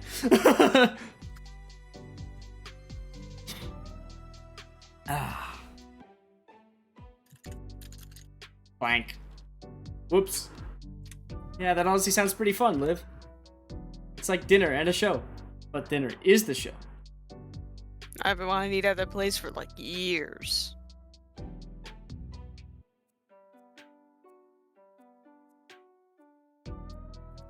Alright then. Sorry, I thought that was your line for some reason. Alright then. No, you're good. As soon as we finish this, let's call for a table and go. Yes. Olivia's arm and tail wrap around me in a big hug, and her other hand preoccupied with adjusting the chair's seat to the perfect height. After attaching the armrest to the handle, I stand up in triumph with a fully built mobility chair. Well, I can safely say that your wheelchair is completed by yours truly. God damn it. What? You put the wheel on backwards there. See, if I had sat in it, that would have crumbled, and that would have killed me. Oh. She lightly taps me with one of the spare parts. Yeah, stop trying to kill me, dummy. Just to be safe, we're probably gonna have to go back a few steps to make sure this thing is built correctly. Wonderful. Finally, it's done. Olivia inspects my work, nodding in approval on occasion, adjusting a few parts. Blue. Was hers blue before? I think hers was like just silver before. No, it's blue. Oh, okay. Carefully, she moves herself from her bed onto the seat. So how is it? Darn it, my legs still don't work. Yeah, you did great. Feels just like the old one. My legs still don't work. Great job, Inky. You. Outside yet, the night's just getting started. Tail slithers around my wrist, inviting me to take the wheel. You ready? Yeah, it'll be cold. I'll be fine. I got a personal furnace with me. Just put on a jacket. Mood silver irises turn towards me, half-lidded, letting me know what my real role in Olivia's life is now. Furnace? Not something sweeter like heated blanket or comforter? Yeah, no. I say that, and then my aunt and uncle would be giving me the talk all over again.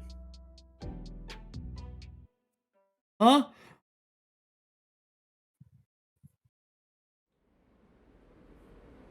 Oh, we're going through another date scenario then. Woo. Before we knew it, we're admiring passing buildings as the rail cars race toward the city. One thing we noticed were the Christmas lights tangled about inside the metro, which gave it a much cozier vibe. As we near the concrete jungle, even the streetlights and buildings grow infested with the holiday cheer. I can only imagine what this place will look like in the coming days. Definitely coming back later with Olivia, along with my camera. After a bit of walking and sightseeing, we arrive at the city's Japanese district, a little Trudon. As eager as I am to look around and immerse myself in the surroundings, Olivia's appetite for hibachi outranks it. You can always check it out afterwards anyways. Ah yes, my favorite place, best hibachi. Heading inside, there's a distinct scent in the air that enters my nose. Can't pinpoint what exactly it smells like, but the word aromatic comes to mind. Nim, do you want to be the waitress? Konnichiwa, welcome. Okay. Table for two, I presume? Yep, I called in earlier for a reservation. Waitress takes a moment to look at the tablet placed in front of her. Ah, yes. Table for Mr. Nito and guest. Follow me. He grabs us and a menu and leads us to the main dining area. As our guide through the restaurant, I take in the interior design, seeing his various set pieces, decors, portraits of famous actors posing with who I assume is the owner of the restaurant. Entering in the main dining area, the sound of lively conversation floods my ears, as does the savory fragrance of food being cooked for several other patrons. Just as Olivia said, each table had a grill in the center, where a chef was chopping, dicing, and slicing. I could feel my mouth filling with drool with each passing moment. Finally, we reach our table, where another watch party occupies the other remaining seats. Enjoy. So, how would you... My hand waves over Olivia around her chair's handlebars. Olivia seems to understand what I'm about to tell. Without a word, she effortlessly hoists herself out of her wheelchair onto the dining chair. I fold the wheelchair and place it by a nearby wall and seat myself next to her. Nice. So how are you feeling so far, Liv? Olivia smiles, letting her cold fingers splay out near the grill before us. Her tail curls up over the counter and joins them. I join her for a few seconds, warming my knuckles. I really like this place. It's like a combo of a show, a dinner, and a sauna. I reach for the menu that sits between us. Let's see. You already know what you want to get? Sushi. Man, they got the good stuff here. Points to something on the menu. I don't have the hope of ever pronouncing correctly. Me too, Inko. Nevertheless, it looks appetizing. What about you? I'm thinking something warm and filling.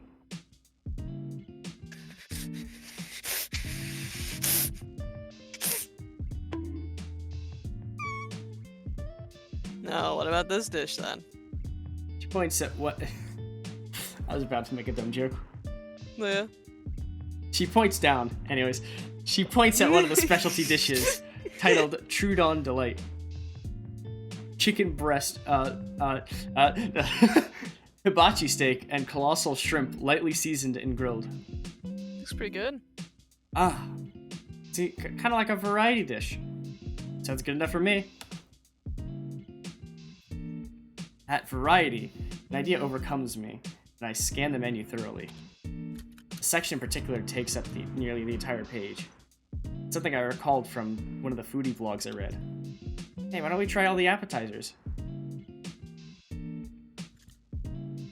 What?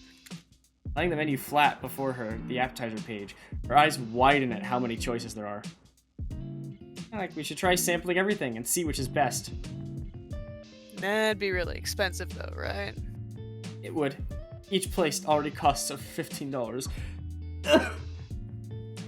But consider the experience. I can see her practically salivating as she looks at the page.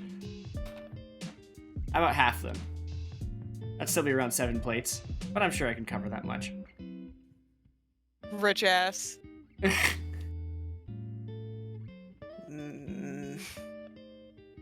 Okay. She cuts me off before I can cheer. But not all at once. Huh? I want to appreciate the show too. So 2 dishes at a time. It's a weak concession, and I already figured Olivia's plan to fill me up early to save my bank account. Sure. So we debate which appetizers to pick and start with, our voices now mingling with the rest of the ambiance as we wait to order. By the time somebody comes around, we've compiled a list of the most appealing sounding options. Yo, look at him! Nice. So cool looking. Eventually, a chef approaches our table with a large fork and blade in hand, scraping the two against Tail each other. placement hurts me. What do you mean? It's The tail between his placement butt hurts me. cheeks. Yeah, it's not supposed to be like that! It's between his butt cheeks. It's not supposed to be like that, and that fucking hurts. How me. he shit. I don't fucking know. How he shit his tail is where his butthole is. Help him. Scraping the two against each other in a theatrical manner before greeting us and heating up the stove. He uses a nearby container of oil to cover the cooking surface in the shape of a smiley face before setting the assortment of fire and spreading it across the stove with a blade. The second staff member drops off a cart filled with uncooked meats and veggies that will soon become our dinner.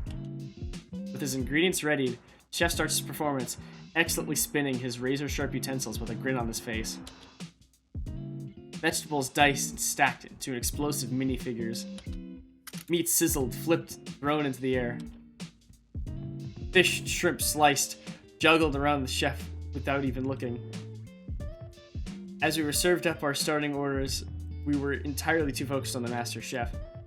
Olivia is completely enthralled by the performance.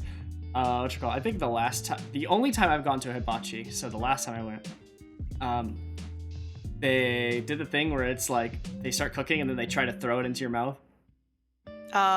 It was fun. Some people are just so fucking talented at that. I don't know how. Olivia is completely enthralled by the performance. Not that she's the only one. Dexterity and skill the chef has with our food is isn't like anything I've ever seen at any high-class restaurant my parents dragged me to before. After a minute or two of watching the chef's culinary showmanship, the couple beside us received their order. He eases over, steps to now stand before Olivia and I, his eyes carefully scanning the tiny scrap of paper before nodding. Bonbanwa, my hungry-looking friends. I'm definitely hungry-looking. But Olivia? Look at her. Olivia's eyes are the size of her plate, her lips trembling over her smile. Her chopsticks creak with her fingers. Her first time here, I assume? Mine too. Hi, new friends to our lovely city. Allow me to give you a proper Volcaldera welcome. Before I can tell we aren't tourists, the cook sets down pre-peeled onion onto the grill. He's doing the onion volcano! With a sharpened spatula and tongs, the onion is cut expertly, and then the rings separated and stacked to a neat cone. He then raises a finger. With a smile, I can't help but lean forward. Gilds a bottle, clear liquid, squirts it in the cone. Whoosh!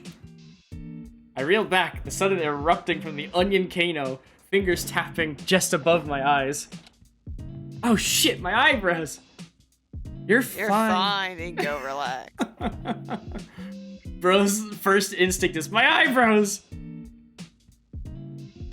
Confirming the few bits of hair still in my head, the chef laughs and slides the onion creation around. Warm enough of a welcome? Quite. He laughs as the onions are added to our first appetizer plate, sampler of various garnished fish and meats. Olivia's quick to take the sizzling piece of steak and chomp on it, chewing even as her eyes water from the heat of it. Chef notices and uses a spatula to slide Olivia's glass of water close to her, which she uses to quickly cool her tongue. I am happy to see you so eager to enjoy my cooking, but a good meal is best savored slowly. My hand rubs Olivia's back in comfort, but she still smiles and reaches for another cut of steak. Totally worth it. One by one, more of our appetizers are given to us. While I would normally go into detail about each and every one's unique flavors and how it affects my palate, only one thing really comes to mind. It's freaking delicious. Olivia seems to have the same sentiment, currently scarfing down the rest of her salmon rolls. Any couples here tonight? For a moment, I glance at the girl beside me, enjoying her own little moment as she chows down on her food. We are. Ah, well, it's the holiday season, which means the chef hovers his prongs over our head with something placed on its end. It's a mistletoe! Oh my god! What a guy. I love this fucker. A kiss between the gentleman and Wani girl, yes? What does Wani mean? Pretty sure it's green. Hold on. I got you. Dragon or sea monster? Or crocodile? There it is. Or crocodile / alligator. That's why it's called I Want to Hug That Gator. Also, I want to hug that gator, which I is know. funny. But if you look at the back, It's the thing, yeah. yeah, with Wani taped on top of it.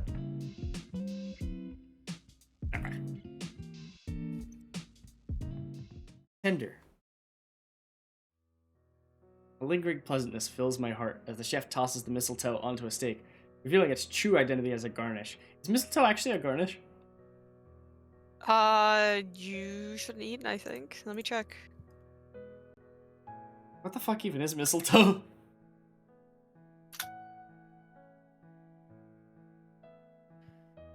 The berries are poisonous. Ah, I see. I'm assuming that he was just holding it up like it was a mistletoe. Mistletoes are parasitic plants of the family. Yeah, they're parasitic plants, apparently. Why the fuck do humans like the things that kill them? Mistletoes contain glycoprotein lectins that can inhibit protein synthesis, leading to cell death. Yippee! I'm assuming Although he these was just lectins, holding up like some kind of like garnish that was supposed to be quote unquote a mistletoe. yeah. Although these lectins are of the same class that are very toxic ricin found in castor beans, lectins are much less toxic. Oh, good. She's asking the question. What? All parts of American mistletoe contain a toxic protein called phototoxin. Yippee! Yeah, don't even eat it. I'm gonna eat it. It'll cause nausea and vomiting if you eat too much. Yippee!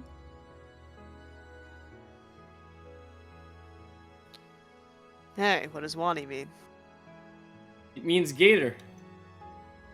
Oh. I guess I do look like a gator. Yeah. I'm always thinking you as the green gator girl. Really? What, as opposed to green Baryonyx girl? Did you see Damien affirmed as the red Dilophosaurus guy, too? Hey, I'm Inko. Wow, it just heard noise. I craned my head towards the direction of the pink. Yeah, I'm glad I'm not Olivia here. Delapilobailotosaurus and the blue Aphylodonosaurus. Donosaurus. I get it. Good. Everyone, I just met Triceratops. In fact, I met two. Shut up. Use my chopsticks to fling an onion at over to her. She definitely I'm chomps changing out of my the fucking air. status. Go back. What? Go back. This one? That one, save it. Yeah. Am I dumb or do I just not get the joke? I just think it's funny.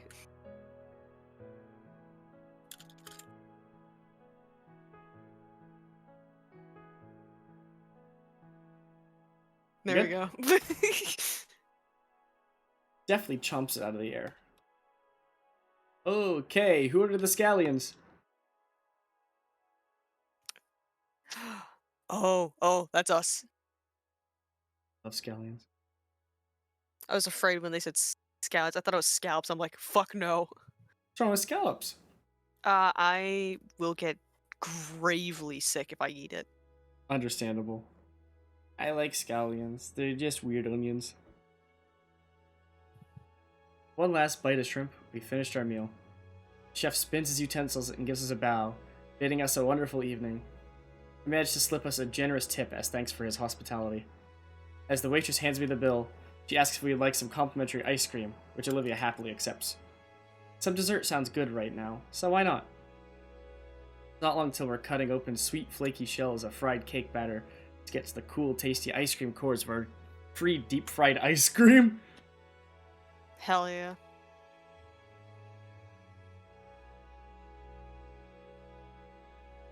Cold be damned. I need something sweet to cap that off. Actually, hey, will you be alright for a while? I got an idea. Alright. Trust me, I'll be right back. The general store right across. Excellent.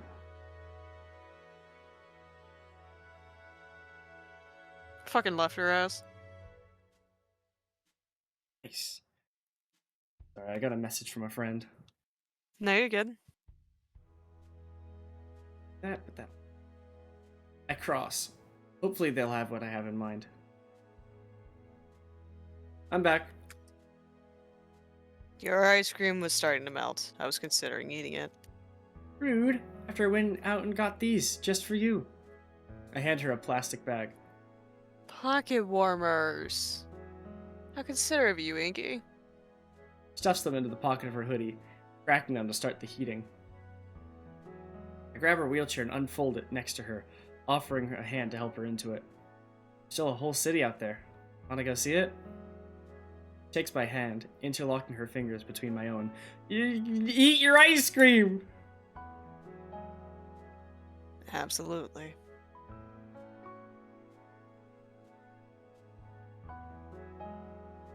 I like that guy.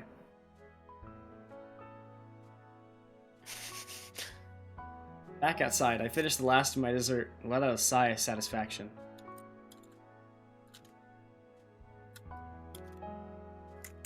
That was delicious. Couldn't agree more. I'm not sure how fond I am of having the smell of hibachi on my clothes. Better than that cologne you always use. You notice that? Her head suddenly turns away, focusing instead on the open-air market in the distance. Well, we're in Little Trodon. The weather makes foot traffic non-existent, and the town is ours. Where do you want to go first? She looks positively giddy, looking around the stores, looking for the best place to start. That way. I got a great feeling about it. Olivia's my guide. We make our way towards the shopping center. Man, as if the main part of the city's holiday lighting wasn't captivating already. Little Trodon is just as whimsical. Fairy lights wrapping around the street lamps, while paper lanterns hang along the streets, illuminating our path in a reddish hue. Holiday cheer and cultural tradition meshed perfectly together. We're here. Here, looking to be some kind of Arabian bazaar from a movie, except built into a building. There's walls and even a ceiling, though the ceiling is plastic and semi-transparent. But the walls are also cut into. Cheap canopies from the tops of the openings, so many colorful knickknacks hanging from them, and over tables equally filled to bursting with plethora of items. Every other stall I see a seller stationed next to a cheap heater, waving, shouting at anybody who passes by. While the streets had looked devoid of people, this shopping center was packed to the brim. That's the one. The one? I just know it. Lead the way. As I get closer, I can't help but notice the variety of interesting items being sold. Cheap-looking toys that light up and make music, t-shirts with various decals and vulgar jokes, and jade jewelry that looks like it was handmade this morning. All of which has sign of marking their prices that, frankly, reflect their quality very poorly. Further down the shopping center, we reach a section of an indoor market that almost looks like a convenience store. Shelves upon shelves of exotic produce are placed along every wall of the store. In the center are displays showcasing snacks and candies with ineligible signs of cutesy mascots.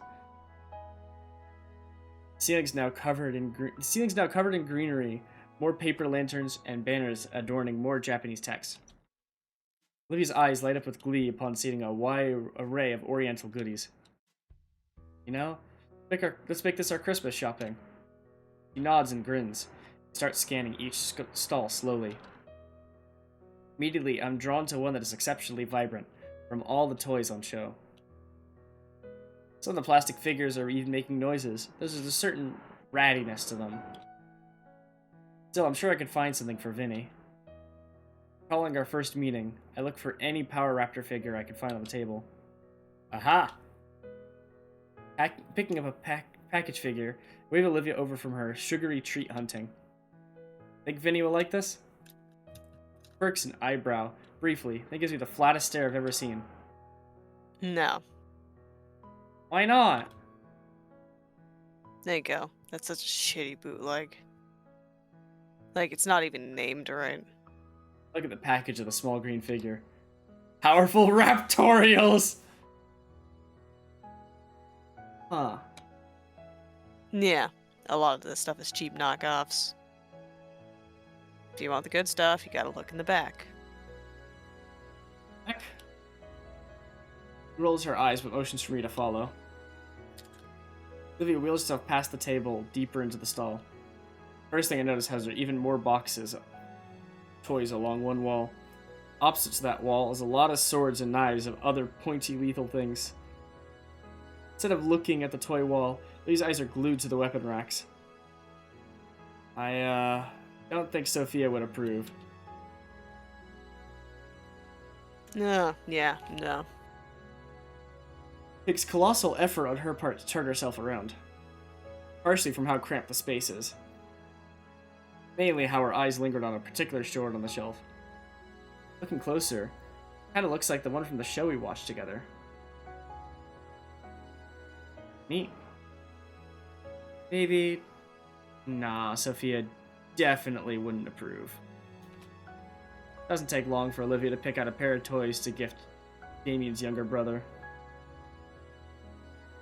I don't think wooden weaponry counts as toys. Oh no.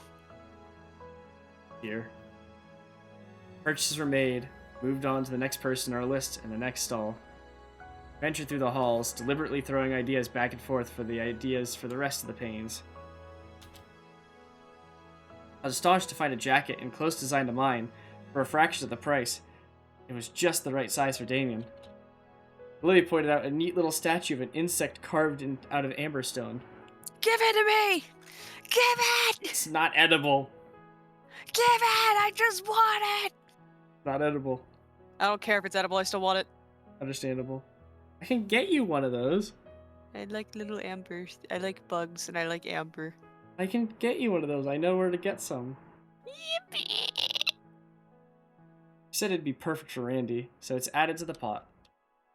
That left Sophia, and Olivia had brought us to a stall filled with textile material. I hadn't known she was a seamstress, but Olivia explained it's one of her favorite hobbies. Not knowing much on that matter, I let Olivia go and talk with the shopkeeper about what she was looking to buy, while I stayed close to the front. Near the cash register, I spotted one of those tiny novelty prize dispensers. One in particular catches my eye.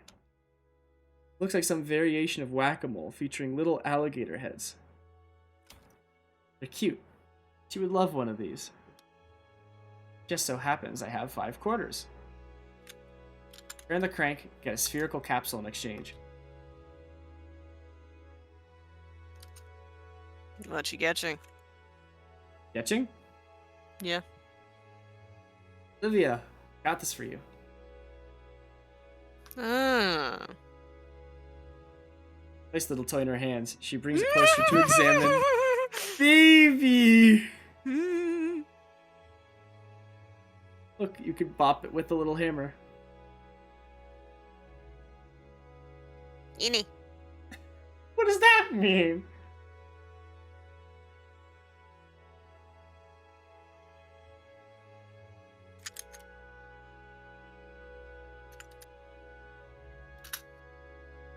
Bonk.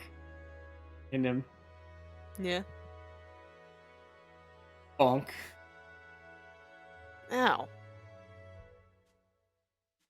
I know just the place for it. I'm just going right in my little treasure hoard. Thought brings a smile to my face. Find what you were looking for? Yep.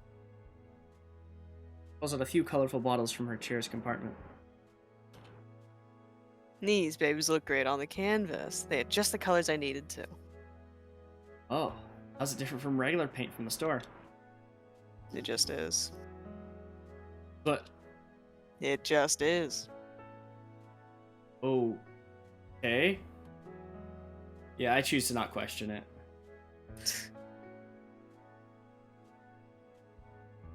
I also got Auntie a row of faux silk. She's always wanted to work with silk. An hour later, we've seen just about everything. Looks like just in time, too. All the friendlier stalls are starting to close down. I don't want to get caught in the tight alleyways after dark, so Olivia and I call it a night and start heading back towards the metro station. Make one last turn towards the entrance and... whoa! It's a large circular clearing, and the widest space I've seen around. Probably meant for performers and such. The center is a huge Christmas tree. How do you get a tree that tall? How do you bring a tree that tall? A lot of work. And machines, but they do it. They do it all the time in Disney. Yeah, but how do you decorate something like that? Jesus Christ. Must take so You just long. do. You just do. Colorful strings of lights connecting to it and surrounding stalls. How did we miss this coming in? Whoa. This area right here feels familiar. It kind of looks like Little Tokyo in Los Angeles. I mean, it's supposed to be. I was saying, like, it kind of looks like the one in Los Angeles, except more designed. I feel like the one in Los Angeles is a bit more Yeah. modernized to be urban. Because, yippee, we love urban. Both have to crank our necks to see the star on top. Looks mosaic. Each panel a different color to create a star within the wreath. The entirety of a glow from a single light source within. Colored lights bounce off us as we approach. They color Olivia's snout reds, blues, purples, some even more vibrant greens. Even her breath, coming out as a vapor, it's lit up like part of a Christmas tree. For a moment, we stare at the Christmas tree in silence. That was an abrupt cut on the music. All we can hear is the subtle ambiance of our surroundings. Serene. Is this a nice break? Yeah. But you know me. Now I'm itching to get back into it. We look back at the tree. It's bright. Merry Christmas, Olivia. Christmas is until another few weeks. I know. Just felt like saying it. Yeah.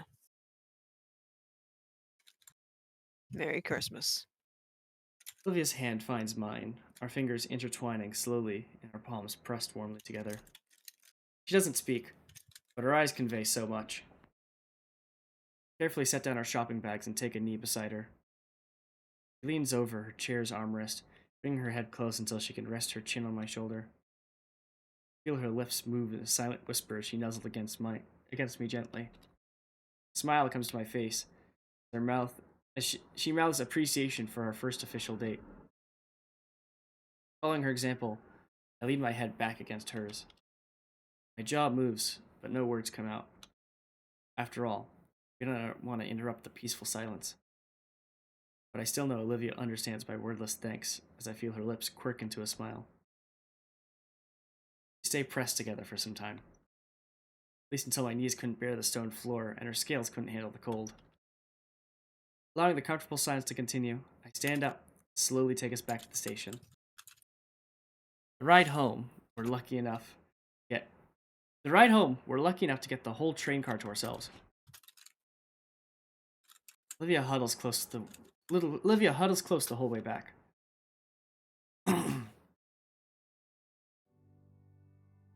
It's officially winter in Volcaldera Bluffs. As if to celebrate the occasion, tonight is St. Hammond's Winter Formal. Well, this might be it. Hard to believe it's here already. Is this the last chapter? It might be, I don't know. Really crept up on me. Fucking Whenever I'd beep, but I remember want to power through it. Sorry. Oh, okay. Whenever I'd remember the event coming up, I just force it out of my mind. The whole thing has me pretty anxious. It's like a date, but on a whole new level. Like there's some formality to it. Better not mess this up. He's so fancy! Ooh. It's a big night for myself and Olivia. I'm at her place now. She sits beside me on the bed, hard at work finishing the painting. I hold her other hand while she carefully brushes. On occasion, Olivia glances nervously at the clock. Each tick is another second possibly wasted. She's really working down to the wire. That's not to say she let the deadline creep up on her, of course. Quite the opposite. Every day after school until bedtime, she's been working hard on it. Now it just needs the finishing touches. She was so anxious today, just completely beside herself. Pestering me during lunch throughout her classes, talking about how she wants to finish it right away, to the point I had to talk her out of ditching class. She settled for dragging me back to her place the split second class ended. Good thing I thought ahead and brought my formal clothes the night before. Brand new mauve blazer by Jacquard Perrionek. Freshly tailored slacks, pressed to perfection, and polished black leather dress boots to give myself that extra height. Tiny errant flecks of paint jump from the canvas beside me. Each one gives me a mini heart attack. You told me not to, but I could probably sneak a glance out of the corner of my sunglasses. To try to get a peek, however, a claw gently flicks my cheek, followed by a little growl. No. No peeking. Come on, you said you needed me here for support, and I can't even see it? No peek. Just sit. Sit and watch my peak fiction. Gestures to the TV she set up to play Manic as background noise. Think you'll finish it in time? Absolutely. Careful not to wear out your fingers. I can make it. I just need you here. Just being near her was enough as support, though her tail would slither its way to me. It, along with Guts, occupied my lap. My actual support became evident as my hand ran over both her scale and fur, eliciting a cooing noise of comfort from my girlfriend as her pet. Really, I felt more like a glorified pet sitter, watching over the oddest friendship between a snake and a rat. But as part of her process for this, so I obliged, content to wait and see Iadecon's tribute in time. Plus, Olivia really did have good taste in shows. A little disappointed I won't get to finish this one tonight. Alas, we have more important matters. Okay. I think it's ready. Builds a finger to my lips, praising her work, scanning for any minute flaw. Yes. This is it. Oh, can I see? Not yet. It needs time to dry. But I need to wash up before my big date. She holds out her arms, absolutely splattered with purples and blues. And get changed. So, out. Wow, I'm being kicked to the street. No longer useful. Damn right. Go mingle with the plebeians for a while. Squeeze her hand and get up from the bed. Come on, I want to show you my dress. Alright. 'Tis the season to be jolly, and the Payne's place lives up to the saying. From room to floor, the house is decked out for the holidays, completely changing its atmosphere. Warm, nostalgic, inviting, comforting. Even outside, the house is adorned with an array of colorful Christmas lights. Oh, she looks so cute! Titty! Sorry. Damn, okay. She does look very cute. Don't focus on like the cute makeup or like the cool neckwear. I didn't even necklace. notice the makeup. Sorry, but I'm sorry my eyes immediately went to the yellow focal point of the necklace. And then right below it, I'm like, oh shit. Horny. The rest of the Paynes and Liz are lounging in the living room. Wait, I've got an image for you. Hold on. Yeah. Jimbo keeps sending this one to me because I keep sending him the cat with the ring for sex spell. There you go.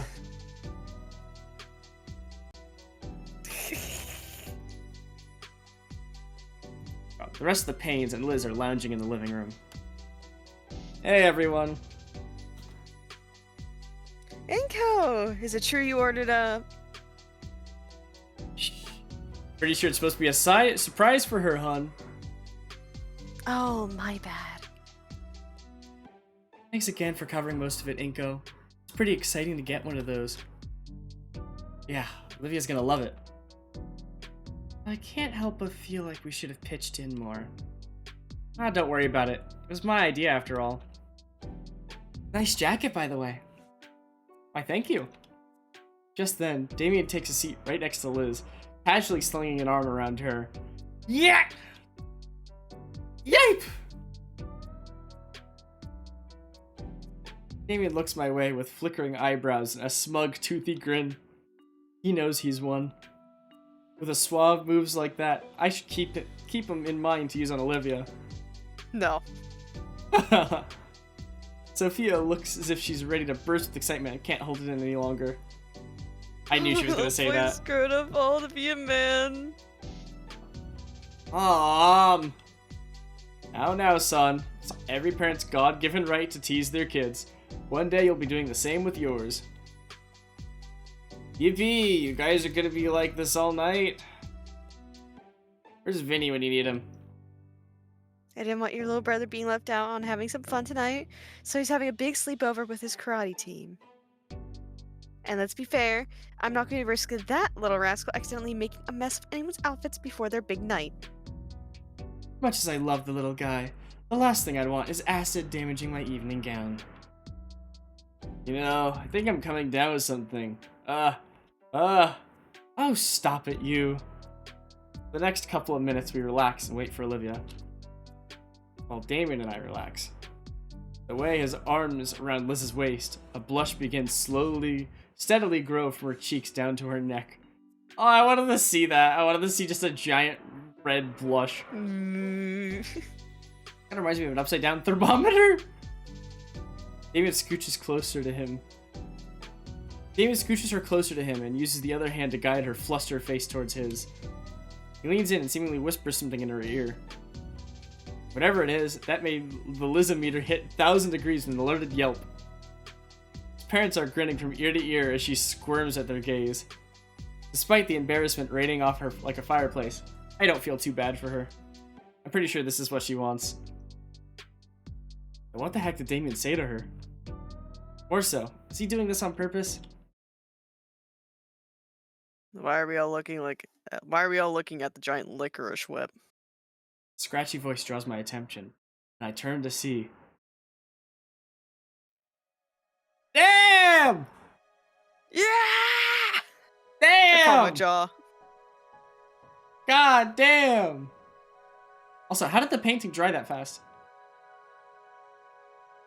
Doesn't paint take like hours to dry?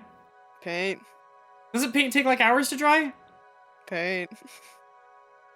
Video game logic. I'm genuinely floored. The dress, the accessories, the makeup. Elegance springs to mind. Regal, too. But what escapes my lips is beautiful. She's so pretty! Look at her! How did she get her hair to look like that? But she's so pretty! The others are also complimenting her, but she pays them no mind. She's looking only at me, as I am her.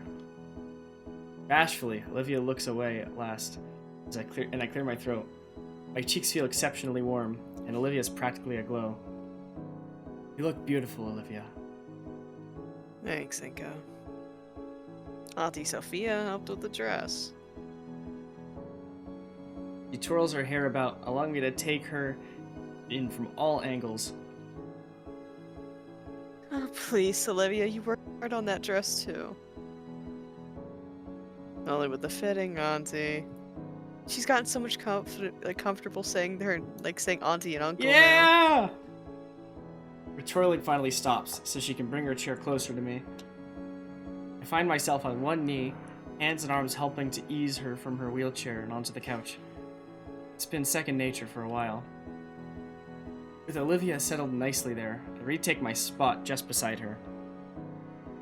I'm gonna take some water. Hi, drinking. Water's good. A satin glove hand finds its place in my palm. Olivia's head leans slightly against my shoulder. Feels though my face is aflame with heat.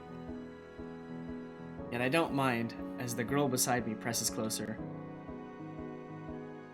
No, don't get cozy, you two. Your ride to the formal should be getting here any minute. Olivia's head leaves my shoulders so she can look to Sophia. Are we taking Liz's car? I wouldn't mind, but with these clothes? Nuh-uh. Inko thought of a better idea.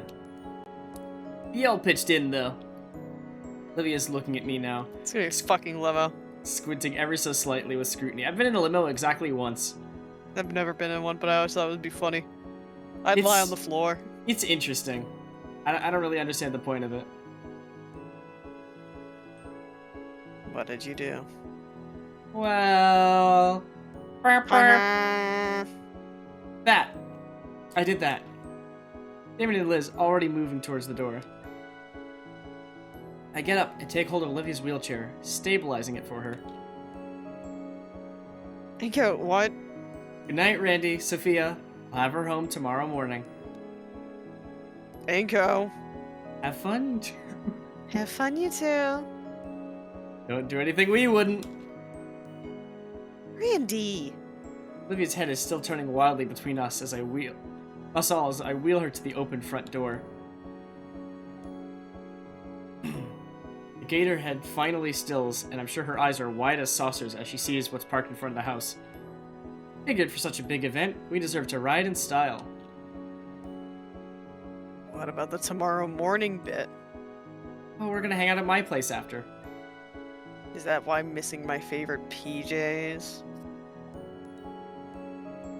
The limousine driver is already at the passenger door, holding it open for us.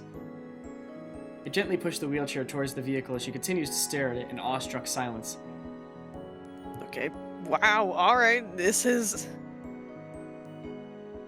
If I may, You may. carefully take the painting from her with both hands and place it against the back seat. Once Olivia's satisfied, it's her turn. Oh, look at those two. Oh, Damien looks a lot more tolerable from this angle and from this art. Damn, bitch, okay. I like how Liz's neck is never, like, consistent size. Yeah. Also, it just looks like the inside of an airplane. Not to me. Oh, wow. Feels like they feel like they are in a James Bond movie. Fair enough. Oh, wow. It looks even nicer on the inside than the website. It looks even nicer than on the website. Hanky. The bar is free game, right? I throw Damien a thumbs up. It's all paid for, amigo. With a little help from Liz, of course. Awesome! Damien's already pulled up 2 glass bottles of cola from the tiny fridge. Bro here's bar and goes for cola. Well, they're in high school. They can't drink. I mean, you can. They can't. They by law they cannot. I mean, you can. Nobody I'm has gonna to. kill you. I'm gonna kill you and kill you and kill you and kill you. In Minecraft, right? Oh. David's already pulled 2 glass bottles of cola from the tiny fridge. Using his tooth like that was impressive, not gonna lie. Cracks up with the second one with relative ease. For you, milady. Look at DMs.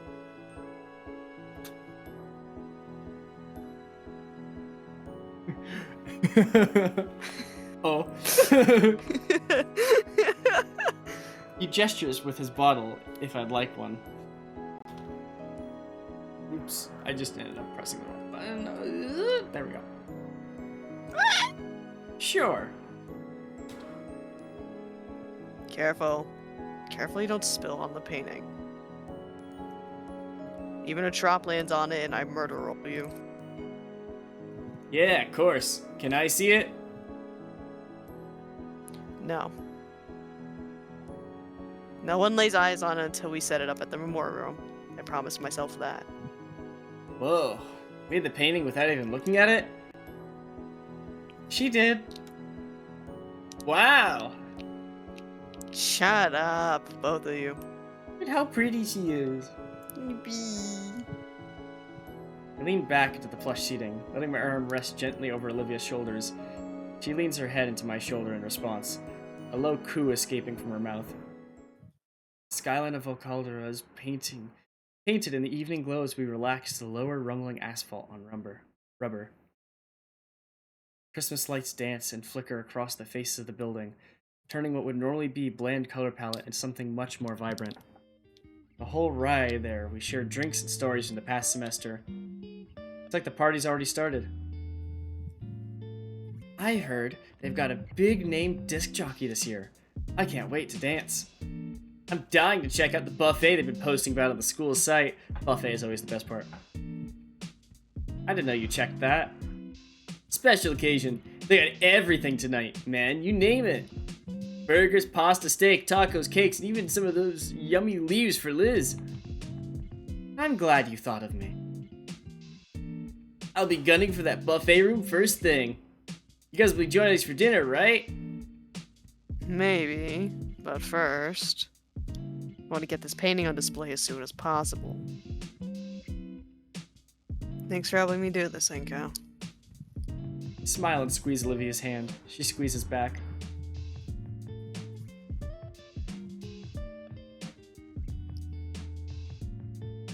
Shining moment finally comes as our limousine pulls into the open carport at the front of the venue, drawing the attention of the crowd.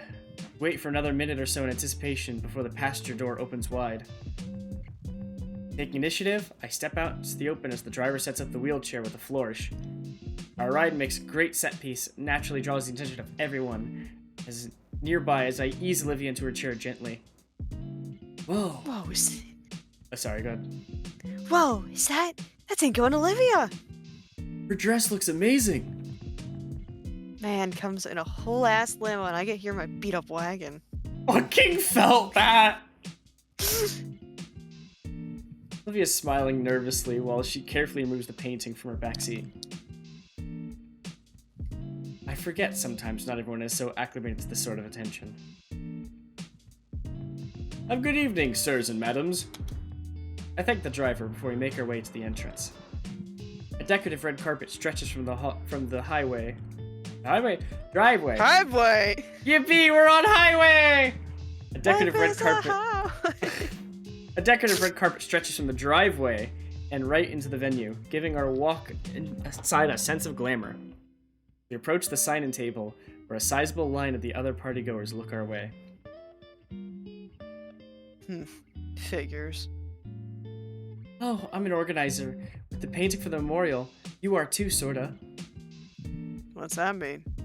It means we could just waltz right in. Sweet! Susie! Whoa, Ben! Circumventing the line, we see a familiar blue dino handling the sign-in, looking exceptionally exhausted. Though he smiles as usual when he sees us, his shifting eyes rapid finger tapping indicating otherwise. Hey, you guys, you made it! And in a limo, no less. Gotta travel in style. Oh, I couldn't agree more. Ben then makes eye contact with Olivia. And it's nice to see you up and about again, Olivia. I mean, crap, I didn't mean it like that. Hey, Ben. Tired teen double takes, clearly surprised that Olivia actually replied to him at all. Damien takes a moment to scribble a bit on the clipboard Ben was holding. Alright, we're signed in. Come on, Liz. Oh dear. You see, you guys? Whoa! Ben clears his throat, as though to dislodge a shock clogging his airway from Olivia speaking to him for once. How have you been? Olivia scans him over briefly. I'm holding together, okay? I feel like making this has really helped. Would have liked for Mr. Atticon to see this, but... Snout motions down to the frame she's clutching tightly to. Heavy breathing escapes Ben as his shoulders sag. Yeah, He sucks back in that breath, squaring his shoulders. I'm sure he's happy with it already, Olivia. Adate looks down to her lap, eyes shut tight. But she has a soft smile and nods. Well, gotta keep the line moving. Don't want to keep everyone waiting out in the cold. Right, right.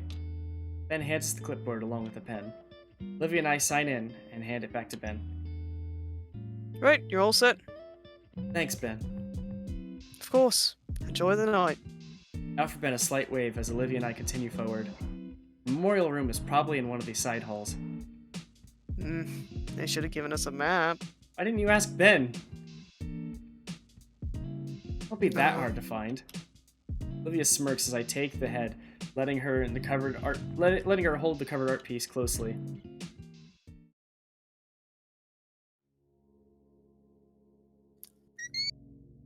Just as I predicted, the memorial room isn't hard to find. It's a smaller room, well lit with little furniture. On the far end, a framed picture of Iadicon from some of his old pictures from his classroom. Some from him, some from his students. A few other students here, paying their respects. Olivia taps my wrist with her tail, and I let go. Oh god, I'm so curious to see what this painting is. I walk alongside her as we approach the portrait. Sure when this was taken. Can't have been that long ago. Looks just as he did earlier this year. Olivia slowly rolls up to the memorial, still clutching the covered art piece. Is there an easel around or something? I was told there'd be one. Oh, An adjustable hanger on the wall, which bits to attract the painting, hanging in a little baggie. Out of everything. yeah. Can you put the hangers on? I'll load the study. Sure. I get the baggie, and Olivia stands the painting on her legs. Alright. Take the covering off gently. Olivia watches carefully as I lift the cover. This angle, I can't make out anything other than the same blues and purples. She breathes a sigh of relief when she sees that nothing got damaged on the trip over. Okay, fasten the hangers on the back of the wooden structure. I hope it's good enough. It will be. Done. Oh. Olivia gently raises the painting, carefully hanging it up on the wall like it could come off at any second. It's so beautiful. Finally, both back away. Finished painting is written. My hands clasp Olivia's shoulders in support. Olivia's head turns down towards the floor for a few moments before a smile curls on her face. Finally, I get to praise the painting fully. It's definitely the fountain. As well as the park we found it at. Its colors are brilliant, exuding a heat to it, warmer colors than Olivia's used in the past. Her previous works always had a dreamlike quality to them. This one brings the warmth of the sun to mind, basking under the sun's light during the summer. Well, do you like it? Do you? I do. I'm proud of it. I'm going to say something about how my opinion wouldn't matter if you did. That's a better answer. I'm also proud of it. It's beautiful. You knocked it completely out of the park. I think we did. We? Yeah. Without you, I really don't know if I could have finished it. Silver gray irises turn from the new painting, focus entirely on the portrait in the center of the display. While the sounds of the dance are still in the background, pervading silence within the room overshadows it. Olivia's gloved hand covers mine, still on her shoulder. Standing before our teacher's mural, I bow my head and offer him my quiet thoughts, thanking him for teaching me, for being more than just a teacher but a friend, and for looking after the girl I fell in love with. My eyes open, I see that Olivia's head is still bowed forward. A single droplet seeps from the corner of her eye. Gently wipe it away with my thumb, where it can possibly drip down on her dress. She smiles in gratitude after. Her eyes reopen. Olivia? I'm okay, go. Automatically following her, she spins her chair around. Olivia faces the door. Come on. Gotta get to the buffet. Why? Sure they'll have a nap. Damon's gonna get all the good stuff. Duh. Turns to a wry smile my way. Speeds up her wheeling. I doubt Damien could, but I can imagine him trying. Olivia becomes veritable plow, uncaring for the other partygoers as she leads us to the buffet. It's not too far. Thankfully, no one ended up actually being run down by her. For all the sour looks she was receiving, Olivia didn't care. Her attention was focused solely on what lay before her. Hey, Susie Deltarune. There's two Susies! The cafeteria isn't far away. Tables line the area, some for seating and others containing nothing but food. Dos Susanos. Sorry. It smells so good. I've already grabbed a pair of trays from nearby, along with 2 sets of utensils. Olivia motions to take her seat, but I shake my head. Let me handle the food. Why? So you can actually move. Be putting your dress at risk holding the tray. Keep up with the line. The roll of her eyes and a sigh, Olivia's hand drops back to her armrest. Fine. Olivia drew herself just outside the line, scooping up the particular dishes she wanted. By the time I got to the end, Olivia's tray was covered with heaps of grilled meat. I decided more eclectic sampling of dishes. Wanted to savor my meal, Job. as opposed to Olivia's plan to devour hers. She holds our meals while I push her ahead to hunt down a table. Thankfully, search is short, and a particular red hand waves us to the near distance. Red?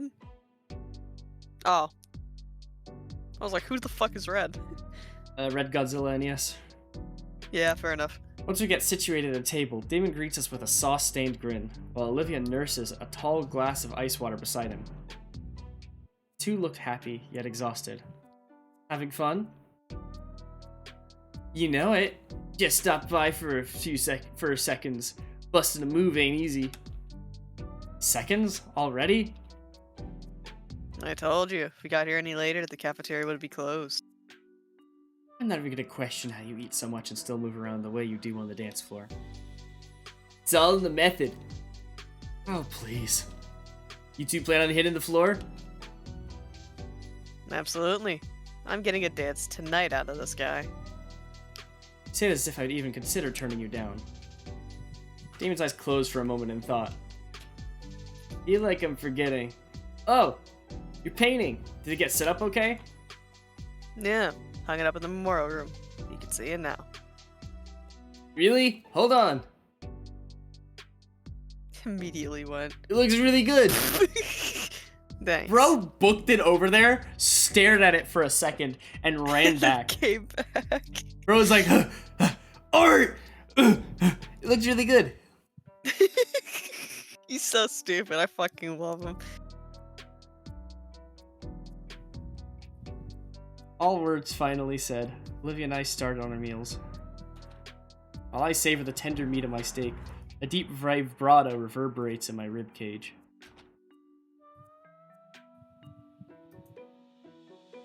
Nope, sorry. I gotta message something really quick. You're good. I see you all are enjoying the. Yo, he's so fancy! Look at him, he's got black gloves on and everything!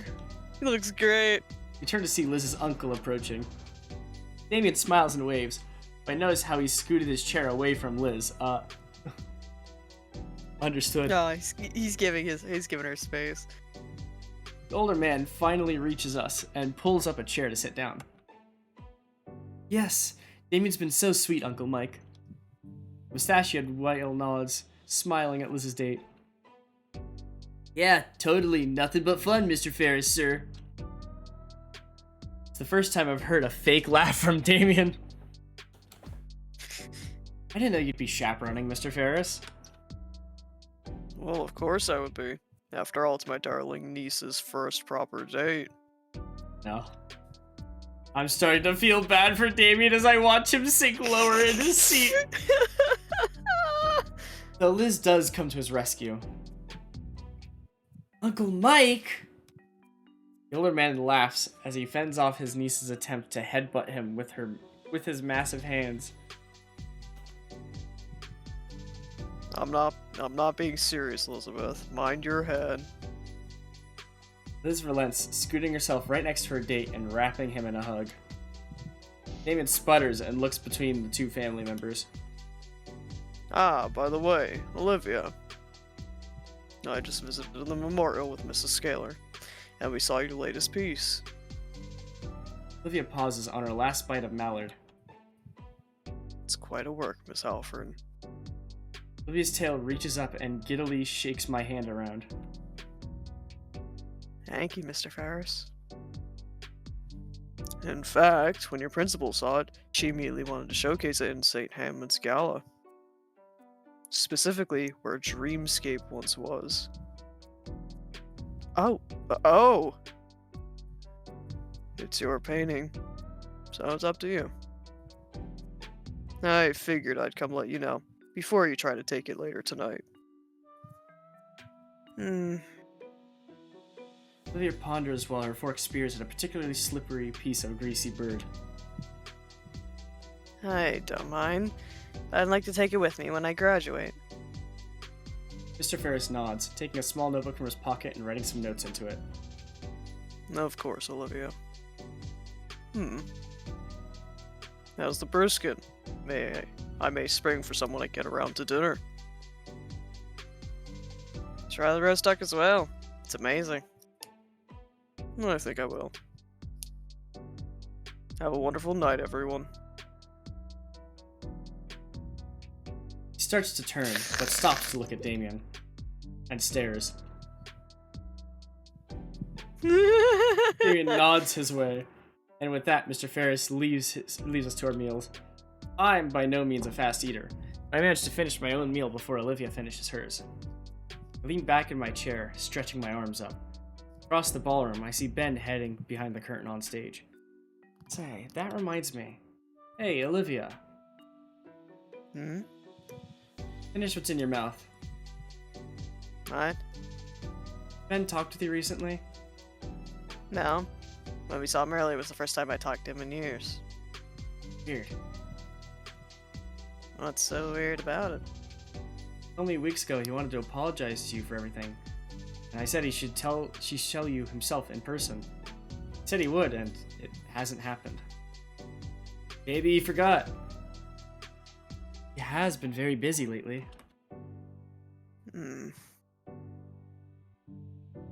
Well, we've got some time, right? Why not go say hi? Olivia finishes her last rib on her plate, gnawing at it as she calculates this decision internally.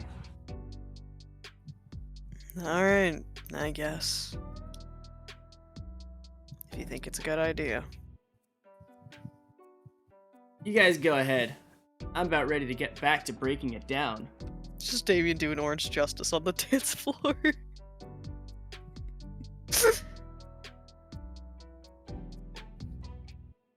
How about you, Liz? Don't want to tire you out. Oh, I can go for a bit longer, yeah. Her fucking head bouncing. I'm here to party the night away. Collect their plates and quickly walk them to the collection spot for them. Olivia's moved to the side, freeing the table for another group to take it. Taking her chair's handlebars, take us around the dance floor. I swear to God, Liz. if we see Mia in this fucking mess, I'm gonna kick her ass. We can clearly see Liz as we pass it, though Damien is hidden behind the press of bodies. Her face and neck are once again scarlet. Jeez, wonder what Damien is doing to elicit that kind of look from her. Once we pass the crowded area of the room, I see a solitary set of double doors on the stage's side. That must lead to the backstage area then. He should be back there. One way to find out, though. Olivia's hand grasps the door handle as I draw her chair back to open it. Reaching over her, I keep the door open so I can wheel herself in. She can wheel herself in, following right after her. Inside the backstage area, it's a lot quieter. Despite the DJ blasting music just a few yards away, these curtains must be thick. Well, and the speakers aren't facing us anymore either. A few lights are on so the staff can see, but barely anyone's around at the moment. Across the way, sitting on a crate, swirling a glass of soda to himself, Ben. He doesn't notice our approach and jumps little when he sees the two of us. What are you two doing back here? The place is off limits. Olivia and I wanted to say hi, check in on you. Oh. Hey. This place is still off limits right now. I'm only on break. I get it. I'm on the only break I get all night. You said you and Olivia wanted to see me. I don't want to hold a grudge anymore. Oh, what? Puts his cup down, suddenly more attentive. That's surprising. Told her about our conversation from a month ago. She said you never went to see her, so I got curious. Oh yeah. I did say I would, didn't I? Sorry, I forgot. I've been busy. I've been, busy. Alright, let me gather my thoughts. Ben runs his hand through his hair, thinking of how to string his words together. Olivia. I like how his shading changes between these two. Like his Yeah, yeah! his shirt changes, his face changes. His hair color changes! Don't mind me while I just get a bit more serious. Look at the detail. The He's detail Vogue changes. He's Vogue posing. Hey. Yeah. Don't mind me, Olivia. I'm just gonna. Anyways. I'm sorry about all those years ago. I thought I was doing something to help you out. Instead, it pushed us apart and hurt you. This man was just fucking autistic! He didn't know! I was right! He didn't know! Made you doubt yourself. Made you made you feel cornered, and so you felt you had no choice but to shut everyone else out. I didn't know it would affect you that much. And I've been regretting it for years. I'm sorry. Beyond the muffled beats of music playing just behind the curtain, silence hangs in the air. Thanks, Ben. It means a lot to hear that from you. I still want to ask. Why? Why? Why did you do that to begin with? Ben flinches and looks aside in hesitation. I felt bad for you. I wanted to do something nice. And... No, and. That's it. Dang. Sorry if the answer isn't that satisfying. It's fine. I'm not sure what I was expecting either way. I just know that it's well past time to forget about all of that. So, can we be friends again? I'd like to take it one step at a time. Okay. Maybe sometime in the future. It's a lot to process, even this conversation is happening. For me. I get you.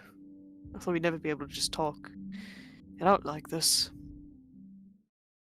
Yeah. Hear the steady march of heels approach.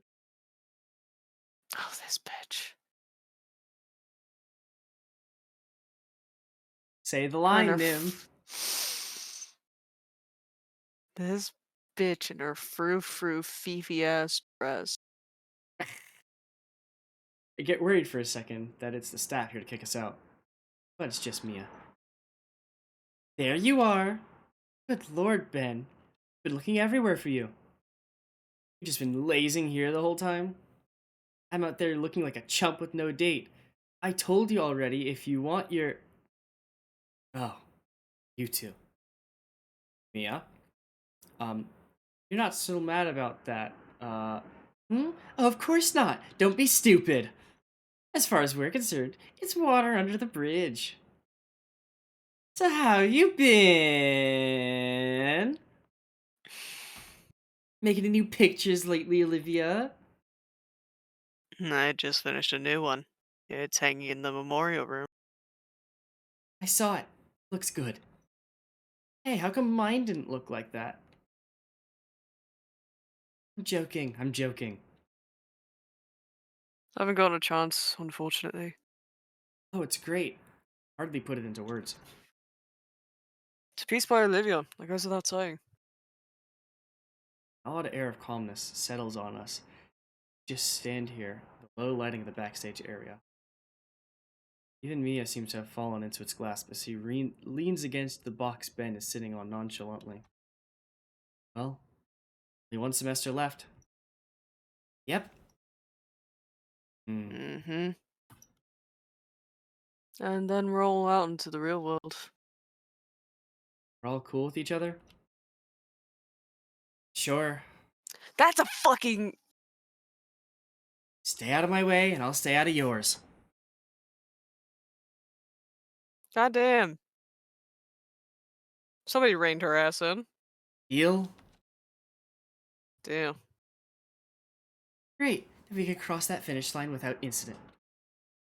I think Ben saying the unboxing the skeletons really got to her. Yeah. Damn, she quiet.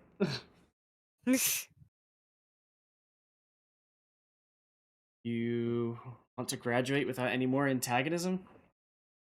It's always what I've wanted. Just other crap makes it the only option. I don't get it. I don't expect you to. Ben chugs the last of his drink. Well, this was nice. Truly. Yeah, alright. We should get going now. Right, Olivia? Mm. You guys enjoy your night. Thanks. Be seeing you guys. See ya, Ben. Ciao. Like her fishnets. Yeah. Push Olivia out to the backstage area and into the bright, loud ballroom again. That went pretty well. Honestly, I still, for obvious reasons, dislike that any of my friends are around Mia. But what can you do? That's just how life is. I've got the people I've got, and that's what matters. My chain of thought is broken by Olivia's tail tugging hard on my wrist. What? Olivia? You okay? She doesn't respond verbally, simply pointing to where her shocked wide eyes are staring. Following her gaze, I see... Is that Mr. Ferris? Couldn't be. Then again, he's the only whale in attendance. He's doing orange justice. Am I seeing things? Nope. I can't turn my eyes away to see Damon and Liz. Mr. Ferris is busting it down extremely hard. Like genuinely worried for the dance floor hard. How is that even possible? Uncle Mike's actually an avid dancer.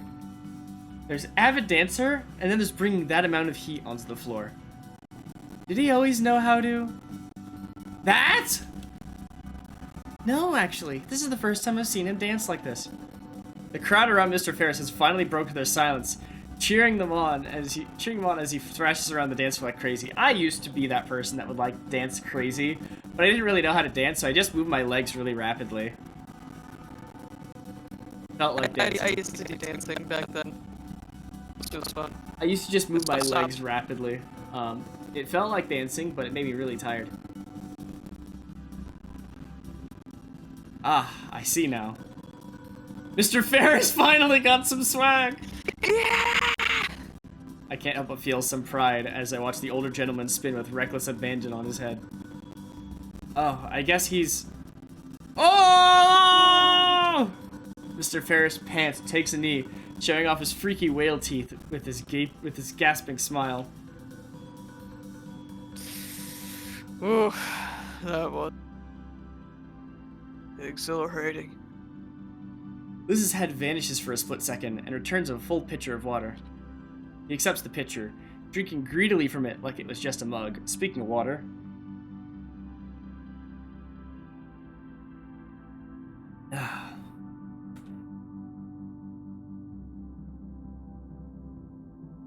Oh, thank you, sweetie. That was awesome! You gotta teach me! Gladly, though not anytime soon. Practically collapses on the chair beside us, sipping from the pitcher once more. Why don't you all take my spot? I left a sizable opening on the dance floor, after all. So he did. Our peers still in the middle of uploading their phone recordings to Mr. Ferris. And the music is still pumping. Once I start wheeling Olivia to the floor, her shock vanishes completely. Switches to excitement. Yippee! Yay! Oh, look at Liz dancing. Just arms behind her back, jiggling her neck.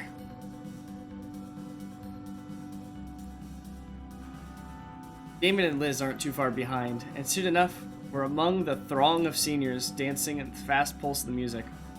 I feel myself completely captured by it, most of my limbs flowing with the rhythm. I keep one arm on Olivia's chair, causing her to fall into my rhythm, calling her to fall into my rhythm. We dance together like that. My rhythm! Olivia's arms and tail moving together with the swaying of her wheelchair while I dance alongside her. Song after song, that's the only measure of time I have left, as all to do is move beside Olivia, sharing her overwhelming cheer as she moves beside me.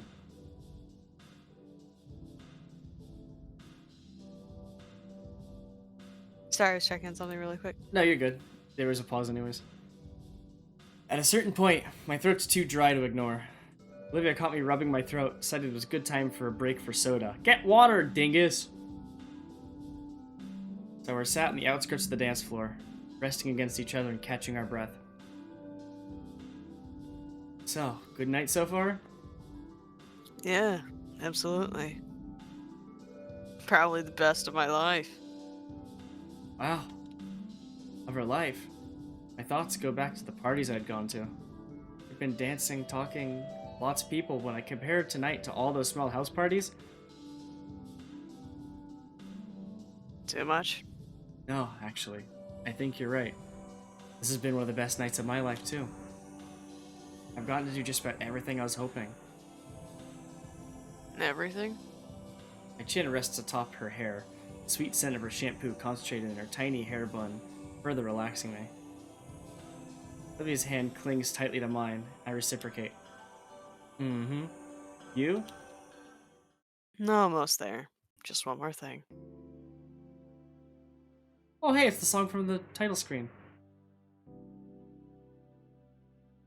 Pop music dies down. The lights start to dim, signaling the start of the slow dancing. After that, the party's going to be over. I feel her head turn, her bun pushing my cheek and making me pull away. Olivia looks wistfully towards the dance floor, where the crowd is diminished to only couples swaying gently to and fro. She's clearly thinking about something. Something. Right. I stand up to face her, taking both hands. Olivia? Would you like to dance? Yes. Yes, please. That would be perfect. Olivia practically jumps back into her wheelchair from the seat. Come on, come on. They're only playing a few of these sappy tracks. Tail drags me by the arm to an open spot on the floor. Alright, how are we gonna do this? Ah! Look at them! This is so precious! It's so cute. Ah! A hum of mirth slips through Olivia's smile as she takes my hand in her own. takes the lead of our dance. My date sways side to side within her chair, slowly falling to the gentle rhythm of the romantic music. Her grin grows wider as I match her pace, stepping left and right, tandem with Olivia. Her beautiful silver eyes are almost hypnotic, as I find myself lost in them. I feel as though I could linger in this moment for the rest of my life. It's Olivia's voice that dispels the trance she had over me. So, The briefest moment, I hear the worry in her tone. this is good, right? I present her with my most reassuring look. Absolutely. Olivia's eyes turn downwards. Yeah, but There's still hesitance in her voice. My fingers squeezed lightly to draw her eyes back to me. Olivia, what's wrong? Look at her, she's so pretty. I've been practicing just for this. Yeah? Yeah, because I've been thinking about it a whole lot too. It's been bothering me that we can't really dance, you know? It's perfectly fine though, Olivia. I mean, I want this to be the best it can be, without letting any dumb condition get in the way. And you do too, right? Except I don't mind one bit. You can't dance like everyone else, so what? You're still dancing. Olivia smiles, though it carries a hint of mischief. Trust me, alright? Look at her, she's so pretty. I want to show you something. He breaks away from my embrace. Huh? What? Just keep your eyes on me, Inko.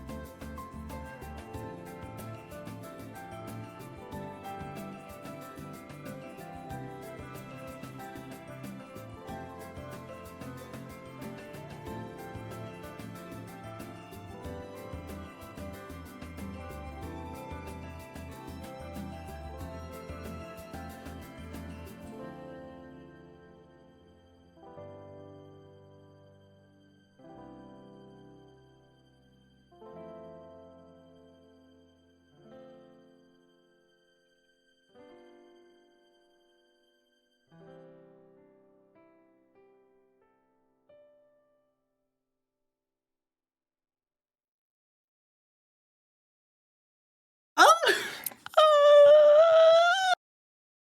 So well animated! Oh! I agree. I agree. I'm exhausted. Thrilled. I love her. Really went so far. Just for me. No. Just for us. I'm thankful I have these glasses. I feel pricks of tears at the corner of my eye. Final song ends. The lights brighten once more. The crowd around us shifts. Some people are leaving, probably to go home now. But others take their place, looking towards the stage for whatever ending ceremony there might be. Ben approaches the mic stand on stage, leaning into the microphone after making sure it's turned on. Good evening, everyone. And thank you all for coming to tonight, to the annual St. Hammond's Winter Formal. And a huge thank you to our student council team for putting up this whole thing together. I hope everyone here has made some memories they'll treasure forever. That last dance, our time here is up, and you're all free to go.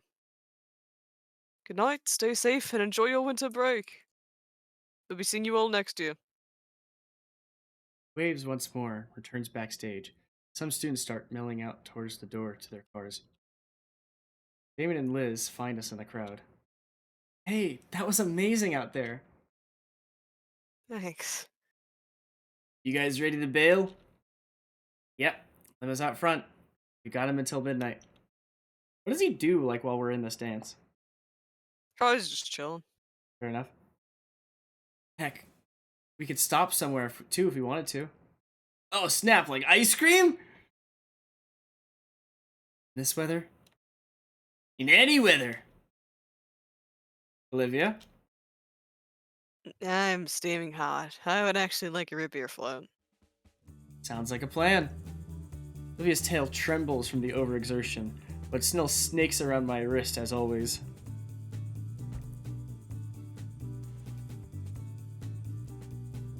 If only he was there to see it. Huh? If only he was there to see it. I know. She huddles to herself as we leave behind the Grand Con Center out to the freezing air of the city. True to my word, the limo awaits just outside down the walkway. The driver gets out, seeing us, goes to open the door for us. Damon and Liz hop in, sighing in relief at the heated seating. I start helping Olivia in.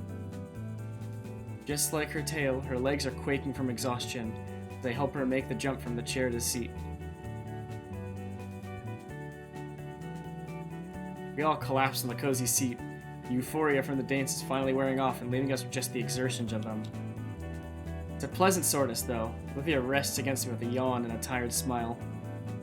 Damon hands out the last bottles of the blissfully cool soda, which we nurse slowly. Now, all that awaits is a calm evening with my friends. Once more, my head lays atop Olivia's, feeling her soft hair tickling my cheek pleasantly. She nuzzles back against me, her eyes slowly closing. Tonight was definitely the best night of my life.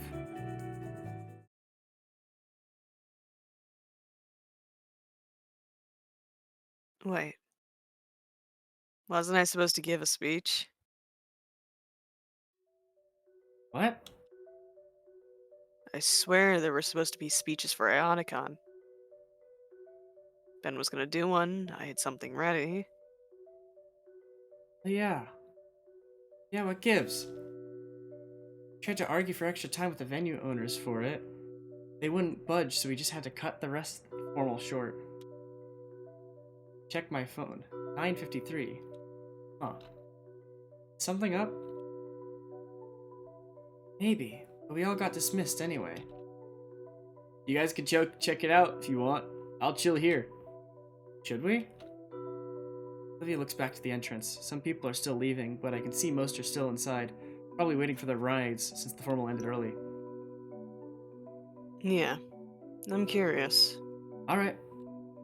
Hey, don't start driving yet. Sorry, we're gonna be a little while. Forgot something. Of course! We'll be right here. Thanks.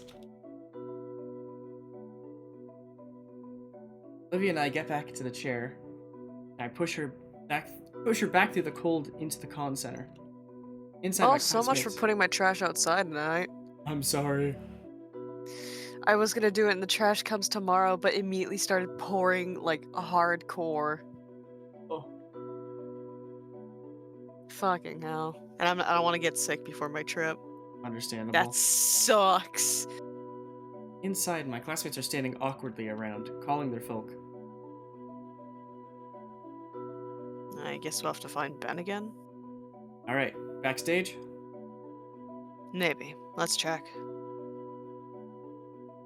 Pass through the crowd, the principal takes the stage.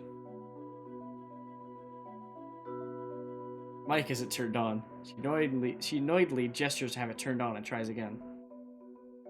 Ahem. Excuse us for having some technical difficulties at the moment. We should have one final event tonight. Apologies for the confusion. Please wait while we get the things organized. She's definitely annoyed at something. Something's up. When nobody's looking, we slip back through the staff-only door. Where would Ben be? He's not back in the main backstage area. A few other workers walking around, dragging the dining room chairs into neat stacks. They don't pay us any mind, however. Best not to push our luck and ask where Ben is. Maybe he already left? Doesn't sound like him. Ah, well, where else would he? Ben, I swear to God. There's a number of storage rooms, but no dice either. Just as we're about to give up, Olivia points out one last door in the back. It's like the memorial room, only far in the back. A few tables and a fridge. Ah, this must be the lounge. It's occupied already. Oh no. Thankfully, we found Ben. It seems as if he's being accosted by Mia. It doesn't seem like she's noticed us as she looms over Ben. This is unbelievable. I really don't ask much of you. Could you, at the bare minimum, not be a jumpy spaz in front of my friends? I'm sorry. You better be. Tonight was important, and you nearly ruined it. Mia, I'm sorry. I'm trying my best. You know I can't help it. Listen, I've been good like you wanted. Just please, I need my... Up. Mia holds a finger to Ben's mouth. She jerks her head our way, direct a silent threat of violence to us. People are listening. What are you two dummies doing? Eavesdropping like that. Crap. Hey, Mia. You're looking for Ben. Oh my god. Why? Clearly, it's not a good time. In fact, you picked a very bad one. Show's over. Scram. Go home. I was saying, Mia, please, I need... Shush. How much longer are you holding it? You promised. I said shush. I'm serious. Holding? What are you keeping from him? I waited like you wanted. You said you wouldn't... Alright, you know what? We should talk about this on the way home. Come on now. Mia, it's over. It's been a whole month. I'm sorry I didn't listen to you. Please, I feel... Shut up already. What did you do to Ben? Nothing that concerns you, Wheelie Bin. Come on now, Bin. She huddles him by her chest and starts walking out the door. Naturally, we follow. No. Oh my god, I'm going to kill both of you! Thought we agreed to stay out of each other's way, You want a kick to the face? You said Ben would regret not throwing Olivia and I under the bus. Fuck off. Ben, are you okay? Do we need to get security? You're not doing that if you know it's good for you. She quickens her pace, stomping across the floor while Ben is struggling to keep up. We're about halfway across backstage. No, Olivia, no, don't do that. I just need something. She promised. Everything's okay. Dude, you look like you're about to have a heart attack. I'm fine. I just need the... Ben, you shouldn't be talking now. We're going home. We can talk about it then. Ben can't keep up with Mia and trips.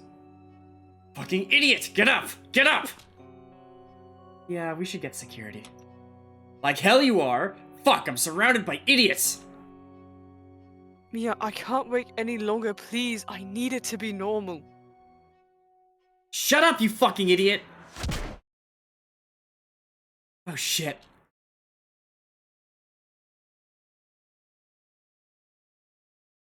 Ben lies still on the floor. Mia's fist is frozen where it made contact. She pulls it back and stares between it and us. She knows it was a mistake.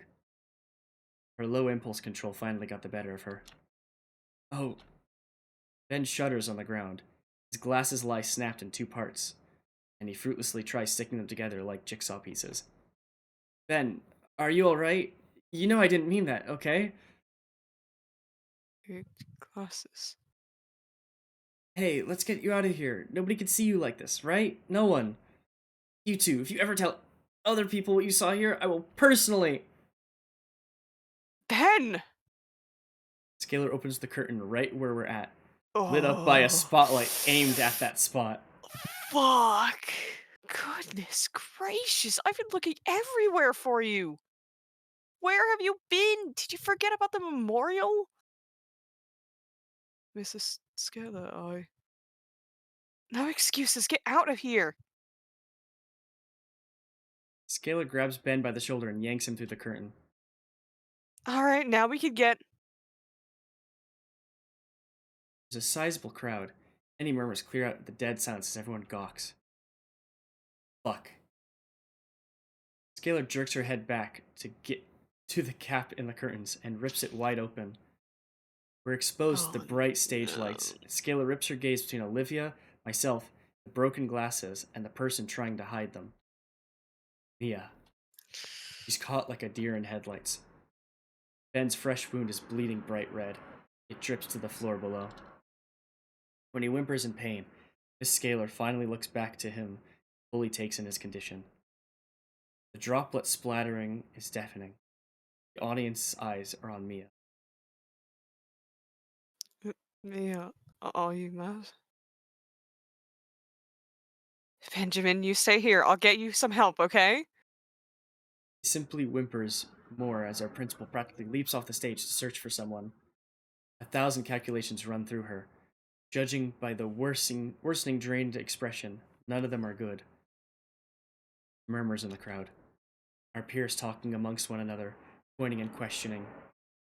Slowly, the low din of words grows louder, voices raising as their words are turned towards the stage. You okay? There's blood. What did she... Of course she did that. Is her problem? Finally, the questions turn to accusations, all directed at the red dino girl. So cruel. Sorry. No, you're good. Uncalled for. Total bitch! Fucking abusive! That word clicks with her. She starts to move. Ben, I can't. I can't do this anymore. She starts yelling, loud enough that it carries to the other end of the room. What? I can't take this abuse anymore. Just look at me. You made me like this. All those years. Making me put up this act, doing your dirty work, harassing all the students you didn't want to deal with. Do you think I want to hurt people? I thought you loved me. I don't want to do your dirty work. I can't do it. All of this. Because you can't have people knowing about your condition. Mia, no, please. Mia yanks out an orange bottle from her purse. The rest of the color drains from Ben's face. Falls to his knees. Mia, please. You're fucking psycho. I don't want these anymore. You're a liar, and you've ruined my life enough. She throws the bottle on the floor. Contents within scatter 100 directions all across the floor. Ben doubles over, covering his mouth. Now everyone knows. Mia has tears streaming down her face. She starts towards the exit. Jesus Christ. Ben's on antipsychotics? No way, it's just a bunch of bull. Then where are the pills? Bottle rolls over to me.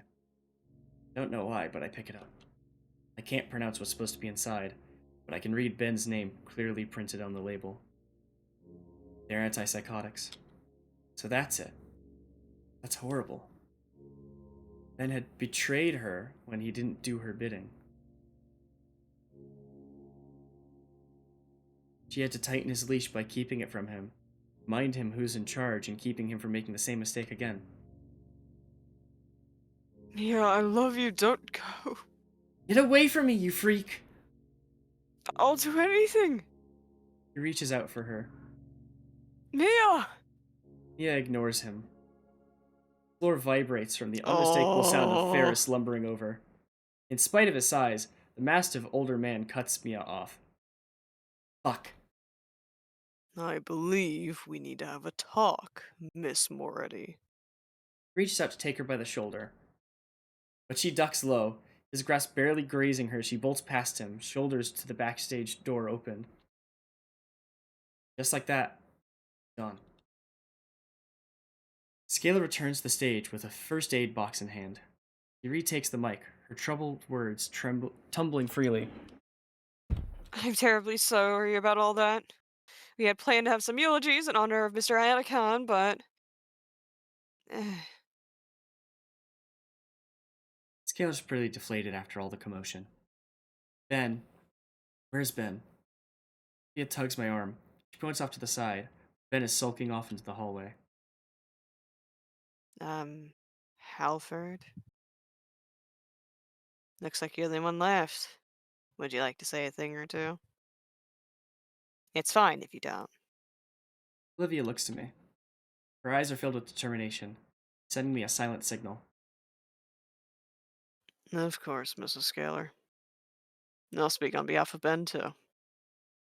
Olivia looks pointedly at me, waving me off to go after Ben. Nodding, I take the medic box from our principal and follow after our injured friend before he too can escape from view.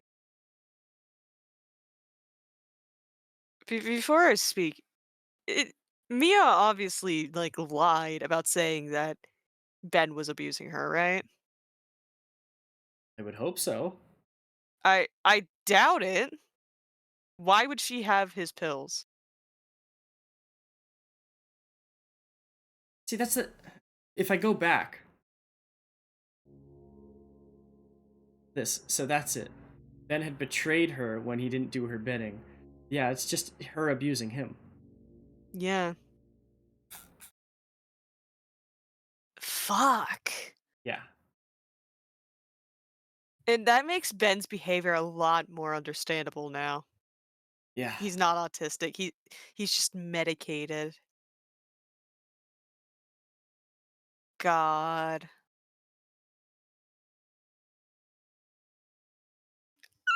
Also, how did Okay. everybody know that they're antipsychotics just by seeing them? Like, the bottle Uh, did not have that big of a label. yeah. Hello, everyone. I'm gonna say a few things about our old teacher, art teacher, Mr. Otacon. Walking Oh, after okay. him, Olivia's words fill a now quiet hall.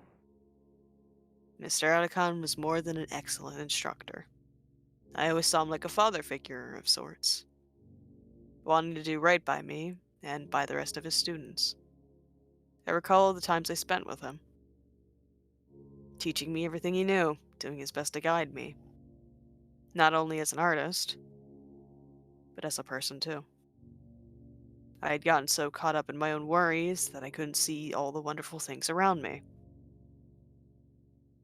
Stuck within stupid walls I had erected, made from pity and self-loathing.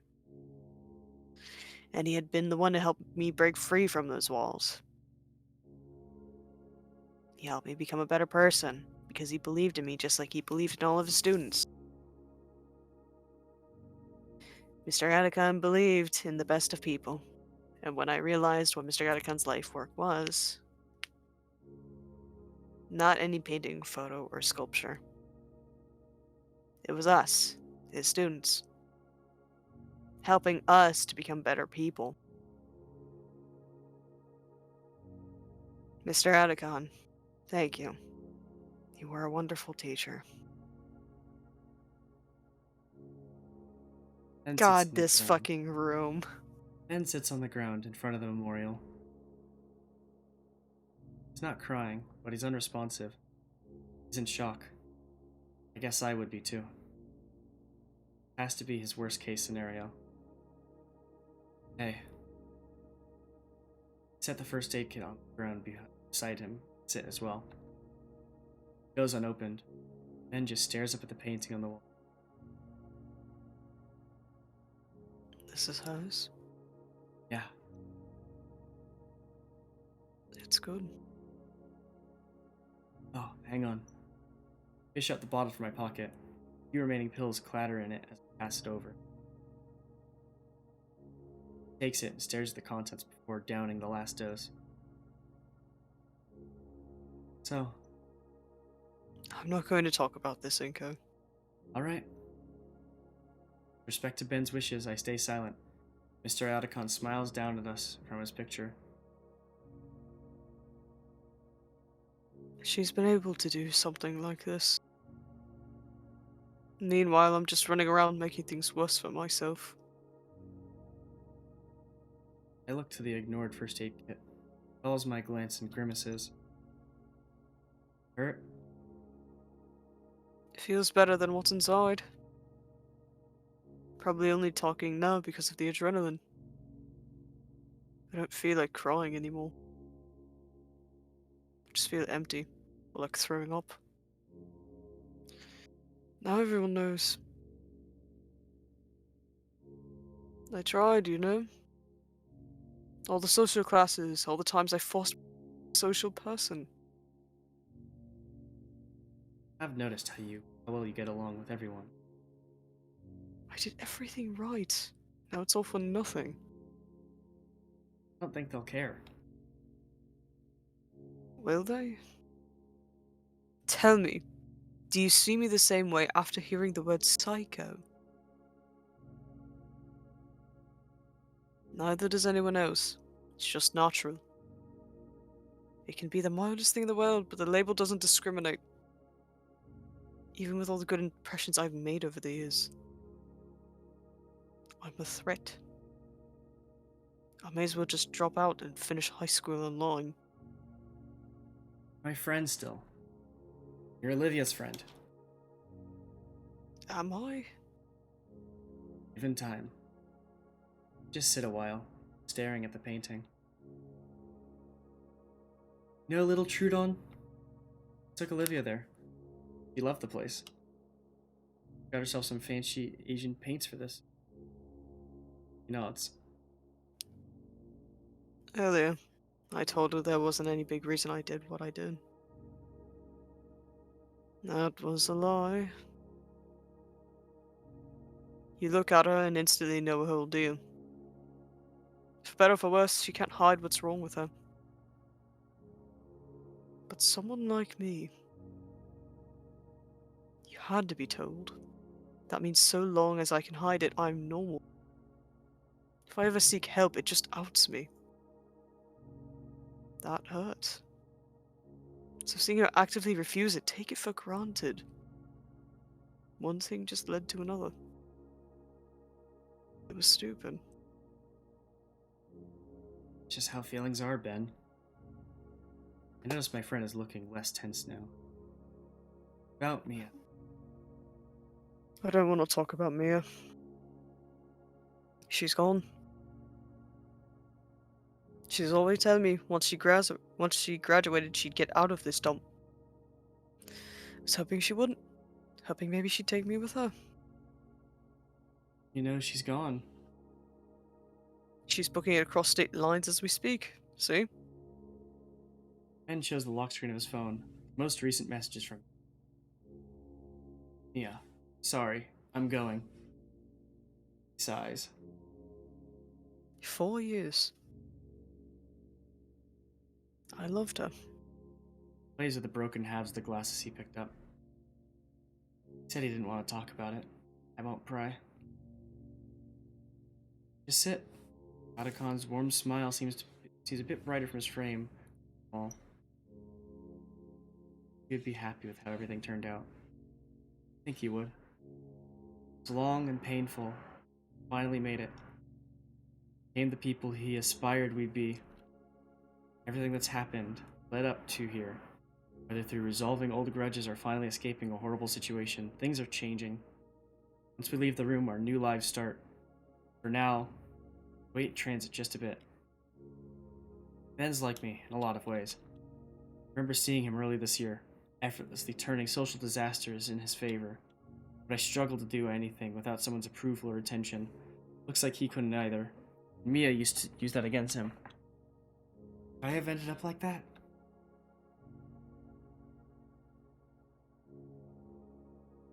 For so long, I get a message. Still in there? Yeah. Ben notices I'm wanted. I'm not keeping you here. You can go. Going to be alright? Well, my ride home is gone. I'll need to call my family. Meant with everything else. I don't know. Probably not. Probably finished processing this all soon enough. But thanks for talking with me. There's space with us. We can take you back. Stand up slowly. Ben doesn't. I hold my hand out to him.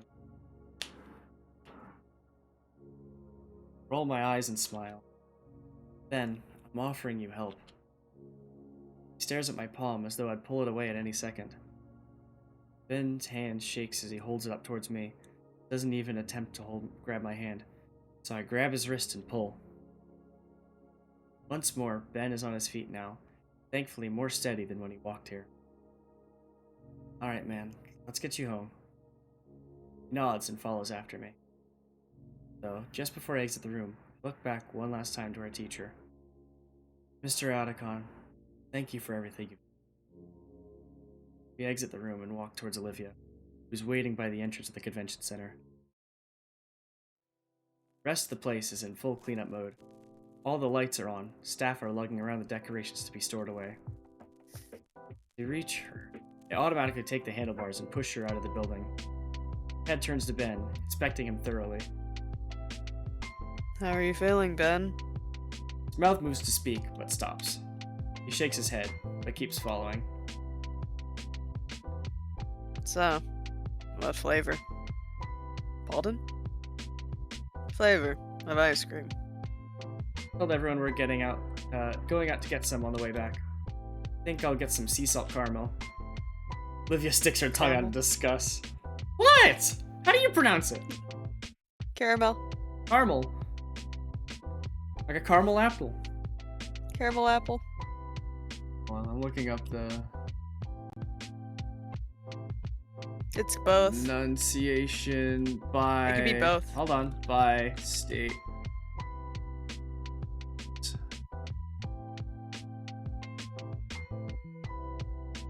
Yeah, around my area, it's mostly caramel. And around My your area's- area, it's most of caramel. Yeah, Caramel. That's funny. caramel. Combine them That's- both. Caramel. That's really funny. What, caramel? Hey, I have a question. Yeah. What do you call the thing from which you might drink water in a school? Water fountain. Drinking fountain. Or water fountain. Apparently in one specific part It's of called the... bubbler. Why is it called a bubbler? Cause fuck you, that's why. Why is it called a bubbler?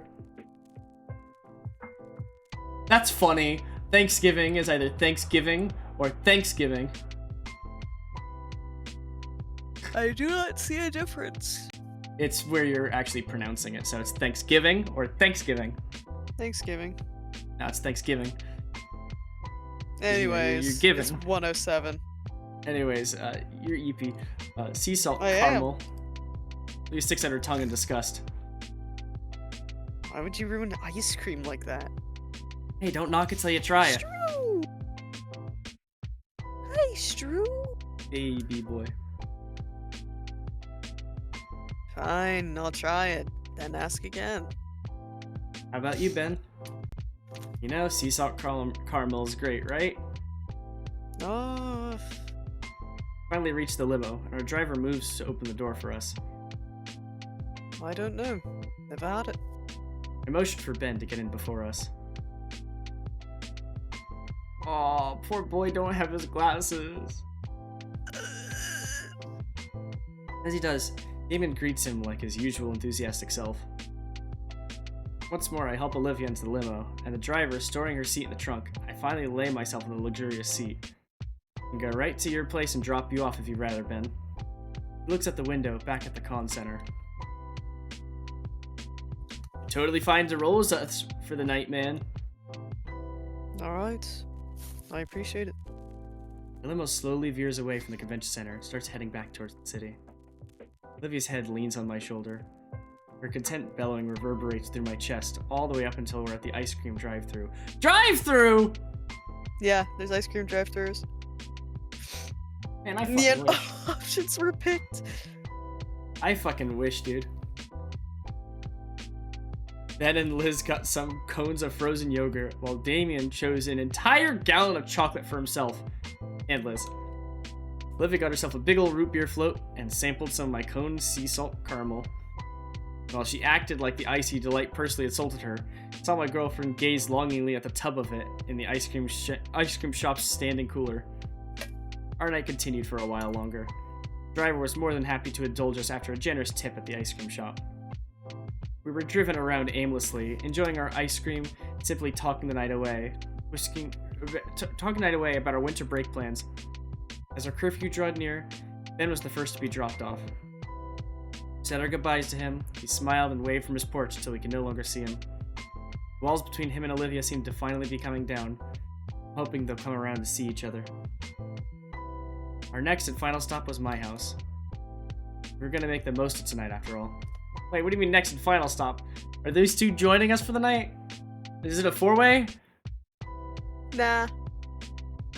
Been enjoying the rest of these gallons with some good shows. Giving our thanks to the driver, we entered our home and made ourselves at home. Stuffy clothes are ditched for comfortable pajamas as we settled in my living room, the whole floor covered by air mattresses. Liz takes up the entire couch so she can lay her chin on Damien's shoulder. They'd fallen to sleep like that within the first hour of our anime marathon, leaving Olivia and I in peace to snuggle up together. Her purring billow rattled my ribs, but in a pleasant sort of way. Kinda like a massage, which I needed based on how worn out all my muscles feel. I felt like I could just melt in her embrace right now. My eyelids grew heavy as my body felt blissfully at ease. There was one last thing I had to do before I fell asleep. Hey, Olivia. Her bellows subside briefly. Yeah. Had a lot of fun tonight. Yeah. Me too. She smiles at me. So soft and inviting. Give her a smile, soft kiss. She reciprocates with a similar kiss on my own grin. And I do the same again, as does she. Back and forth we went trying to kiss the smile off each other's lips. A war of smooches that I wanted to win, though my tiredness made it difficult. By the time my eyes refused to remain open, I admit my defeat gracefully. Love you. Yeah. Purring continues, and I realize Olivia's fallen asleep.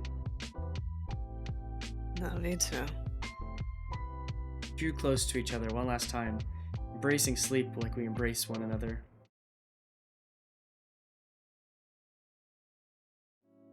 Oh my fucking god.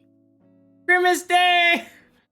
I don't You want to call it? I don't know when we're ending it next time. I'm tired. It's 1 a.m. Don't worry, I still got an idea for next week while you're out. Thank you. Yeah. God. Fuck, man. That Ben dance was scene was just so good. Ben was just medicated. He was unmedicated. My fucking boy. He did not deserve that. That dance scene was so good, though. Hey, we've just hit the 4-hour mark, so perfect stopping place. Thank you all so much for tuning in. Stay pink, stay beautiful, stay gold. Have a wonderful night, everybody. Hug your gators. Hug your dinosaurs. Hug everybody, including Nim. Give Nim a hug.